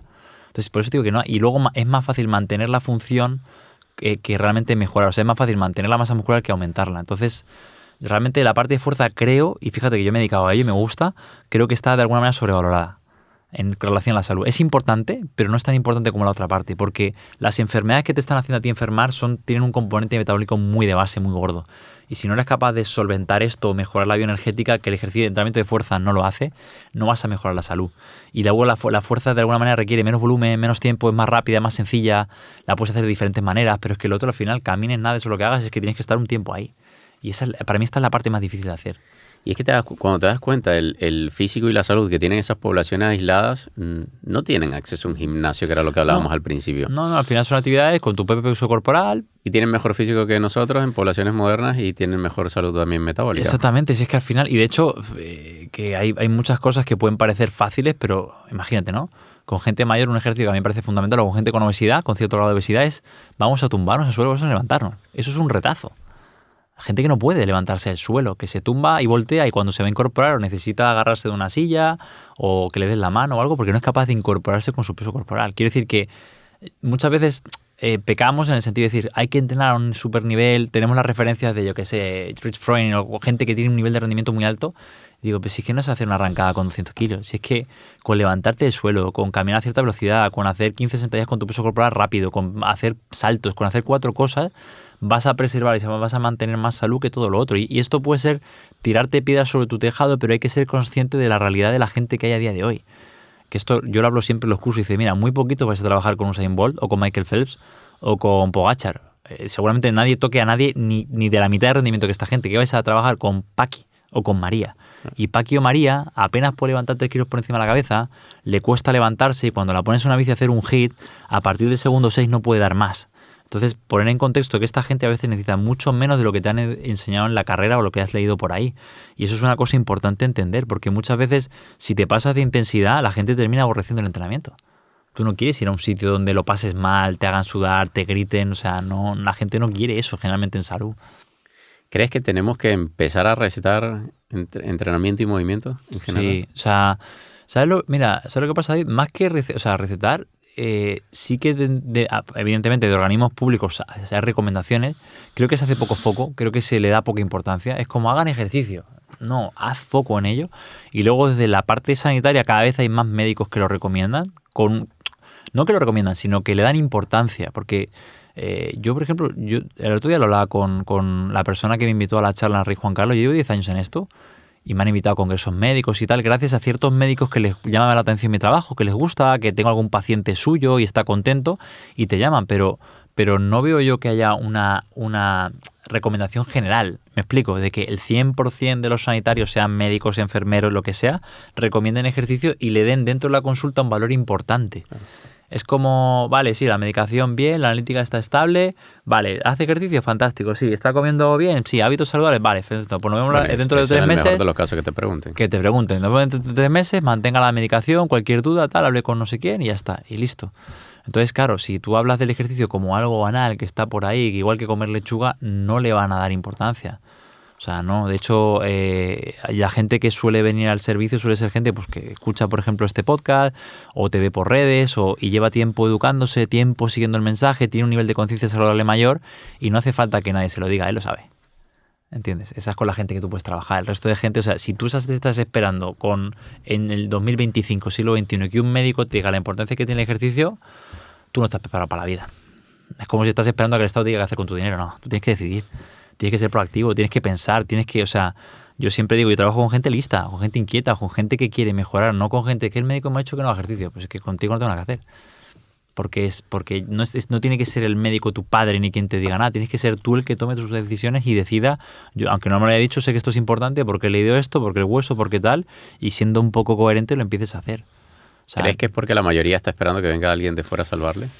No lo sé. O sea, yo tengo la suerte de trabajar con gente que es muy proactiva y que a pesar de la situación decide tomar riendas de su salud, pero creo que sí que es verdad que a veces hace falta que el mensaje sea más sólido, ¿me entiendes? Sea de verdad. O sea, yo cuando veo a una persona que tiene un consumo de oxígeno bajo o que tiene unos niveles de fuerza bajo, matizando para no preocuparle ni que se vaya a frustrar, pero digo, mira, es que esto es un problema de salud enorme. O sea, tú tienes un problema muy grave. O sea, tú tienes un problema como si tienes una placa de ateroma que te puede pegar un infarto mañana, que esto no es saludable. O sea, si tú ahora tienes un riesgo de fractura de cadera enorme que está correlacionado con los niveles de fuerza, de capacidad de salto vertical, de hand grip. O sea, que como no mejoremos esto, tú vas a tener problemas. Y esto hay que mejorarlo. Y no se mejora estando en el sillón, ni se mejora dando 3 paseos. O sea, hay que ponernos manos a la obra y empezar a trazar un plan donde empieces realmente a intentar mejorar esta capacidad.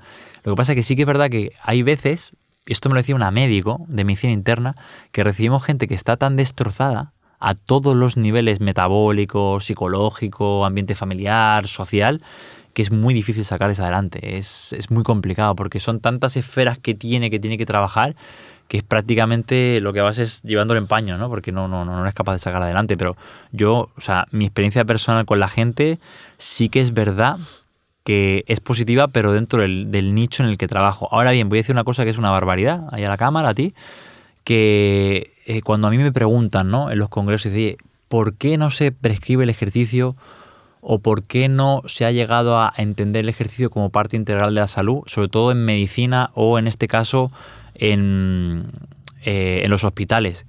Y suena una locura lo que decir, pero porque no hay interés por parte de nadie, ni de la gerencia, ni del médico, ni de las enfermeras que puedan estar ahí, que algunas sí, ojo, alguna gente sí, por eso estoy aquí, por eso menos mal que las cosas funcionan. Pero en el cómputo global no hay interés por parte, ya te digo, de los médicos, de la gerencia, de los otros profesionales sanitarios, del paciente. Claro. O sea, mis pacientes no están en el hospital. O sea, van al hospital porque tienen que recibir tratamiento, pero están en redes, están en libros, están escuchando un podcast, están realmente informándose, nutriéndose porque quieren estar mejor. El que está en el hospital, que le dan un papel o que voy yo con la campana, ven quién viene a hacer ejercicio y me miran así y dice que se vaya. O sea, realmente tú lo analizas y dices, hostia, es que no hay interés. O sea, cuando tú tienes interés por algo, tú mueves cielo, aire, mar y tierra. Cuando tú es a ver si me lo ponen fácil, a ver si esto funciona, pues tú al final no te mojas, no te implicas. Y esto hay varias anécdotas. Me acuerdo de mi compañera de Lucía Sagarra en Zaragoza, que fue muy divertido, que ella tenía un grupo, además lo publicaron, un estudio muy bueno que yo me he basado en él para hacer alguna guía, que hacían entrenamiento online durante la pandemia con un grupo de 15, 17 mujeres supervivientes de cáncer de mama que tenían secuelas. Hicieron un protocolo de X semanas, no recuerdo cuántas semanas, si 12, 16, que es lo típico, y las mujeres salieron muy contentas porque mejoraron en cierta medida, fue estadísticamente significativo su función. Pues test de sentarte y levantarte de la silla, la fuerza de prensión manual, test de la marcha, mejoraron bastante la función, ¿no? Y cuando ella montó el centro, porque ella tiene tiene 2 centros de hecho en Zaragoza, les ofreció a las chicas continuar la actividad deportiva, pero evidentemente con un importe económico que realmente, dando el servicio que da, teniendo la experiencia que tiene y demás, es irrisorio. O sea, es simbólico lo que van a pagar en grupos un poco más pequeños porque no entraban las 15 o las 17 en el centro. Y me dijo, me acuerdo, dice, Mario, ¿sabes cuántas, cuando yo les propuse la opción de venir a entrenar y tal, quisieron? Dice, 0, ninguna. En ese momento, claro, me sentí, o sea, a nivel de autoestima, a nivel de tal, dice, ¿pero qué he hecho mal? Y digo, Lucía, tú no has hecho nada mal. Estas chicas estuvieron ahí porque nunca vieron el valor del ejercicio y porque era gratis. Estas chicas estaban ahí porque había grupo, porque se le ofrecieron y porque vieron un componente social. Y de hecho, me acuerdo que había otro médico que decía, muchas veces nuestros grupos de ejercicio se convierten en grupos de lectura o otra cosa. Porque no es tanto el ejercicio, es a veces el grupo, es la actividad, son otras cosas que la gente valora más. Entonces, digo, no te cabres, no te preocupes, esta gente jamás será tu perfil de cliente. ¿Entiendes? Porque no le dan el valor suficiente al movimiento como para llegar a intentar entender que lo tienen que hacer y además, y que el problema es que esa gente no es que no lo haga pagando, es que no lo va a hacer. Claro, no lo va a hacer ni gratis. Claro, de hecho en la Asociación Española contra el Cáncer tiene grupos de 12 semanas y una de las cosas que me interesa saber cuáles son los datos es, llevan ya varios años trabajando con esto, es cuánta gente luego mantiene el hábito una vez han pasado las 12 semanas y seguramente ninguno. ¿Por qué? Porque ha sido un estudio piloto y una prueba, como digo, los estudios científicos que te han sacado de la realidad, te lo han puesto relativamente sencillo o te has, vamos a decir, propuesto 12 semanas, que 12 semanas a nivel cognitivo es aguanto 12 semanas, pero la pregunta es cuando te suelto tu vida normal, ¿cómo has incorporado ese hábito en tu vida? Y no lo has incorporado. Es que ese es el problema. O sea, ha sido una simulación ¿no? No ha sido la vida real. Entonces, el problema que hay es que, lo que te decía, que tenemos que intentar conseguir que la persona encuentre la manera, que sea su manera de incorporar el hábito en su contexto. Y lamentablemente cada vez es más difícil, cada vez tenemos menos tiempo, trabajamos más, ganamos menos, tenemos más responsabilidades y al final todo eso, si no eres capaz de organizarte para tú darle prioridad a ese tiempo para cuidarte, no va a surgir solo. Mario, creo que por una parte no hay interés porque no es patentable y por otra porque no tiene un retorno inmediato. Exactamente. Ese es el problema. De hecho, hay una frase que siempre pongo en los cursos, dice, lo que no es patentable no es rentable. Entonces, claro, se te cae. Y luego, la persona, Roy, que dio la charla con respecto al tema de ejercicio y depresión, decía justo eso mismo. Dice, es que el problema es que para ver beneficios reales hacen falta un periodo y un plazo de tiempo tan grande que la gente no es capaz de mantener. Y de hecho, el mismo Lieberman publicó hace muy poquito en un British Medical Journal, el ejercicio jamás será medicina por la falta de adherencia. Tal cual, el artículo es precioso. Entonces, claro, al final tú te planteas el ejercicio como terapia, vamos a decir, para regular el metabolismo y para prevenir enfermedades y por salud, es muy buena, pero cuando le metes el concepto ser humano social, se le ha ido a la mierda. O sea, y a mí me pasa, o sea, gente que supere los 6 meses o el año de entrenamiento en nuestro centro, ahora cada vez es más, porque claro, llevo más tiempo, entonces me ha dado tiempo a reclutar a los buenos. Es como si soy el Real Madrid, si ficho a los buenos, claro que voy a ganar, pero si soy un segunda B, a ver si consigo reclutar un par de gente que me aguante y que sea buena y que saque el equipo adelante. Entonces, y lo que nos hemos dado cuenta es que cuando la gente o sea, por ejemplo, lo máximo que te dan de baja son 18 meses, si mal no recuerdo. Cuando la gente ya pierde la baja y se reincorpora a trabajar, estén como estén, casi el 100% abandona el hábito, porque vuelven a entrar a la rueda del mundo real. O sea, han estado en un lapsus de enfermedad, baja, miedo, tener que cuidarse, bombardeo de información, tomar decisiones, ver si pues hacen ejercicio, no lo hacen tal, pero cuando de repente termina ese punto de inflexión donde el INS o quien sea te dice, chicos, o incapacidad permanente o vuelvo al trabajo como estés, y se reincorporan al trabajo, desaparecen. Y mucha gente te llama a los 6 meses al año, oye, que mira, que tengo osteoporosis, que me ha pasado esto, que he recibido no sé qué, y ahí te vuelven a llamar. ¿Cuándo? Cuando hay un problema. Pero no por eso digo que el servicio, yo estoy contento, pero no siento que haya terminado de fraguar porque no he conseguido que mucha gente lo incorpore. Otras sí. ¿Quiénes sí? Por ejemplo, que hoy estaba hablando con una paciente que la ha entrenado uno de mis compañeros, que la llevo entrenando yo 5 años así. Pues gente que es metastásica, porque ya ha asumido que la enfermedad es parte de su vida. Muchos no trabajan o tienen una pensión o dependen un poco económicamente de la familia y demás, y pues el ejercicio lo han entendido como que es parte necesaria de su día a día, porque si no es que no pueden hacer su vida. Mario, mil gracias de verdad por haberte venido. Yo creo que todo esto va a cambiar y la gente le va a empezar a dar prioridad cuando entiendan que es innegociable para nuestro cuerpo. Yo creo lo mismo. Lo que pasa es que muchas veces te tienes que encontrar muy mal para darte con ello y retomar o ver, como te pasó a ti seguramente con el tema de autoinmunidad, que hasta que no tuviste eso no te replanteaste cosas, ¿no? Entonces yo darte las gracias, David. Gracias por haberte venido, Mario. Muchas gracias.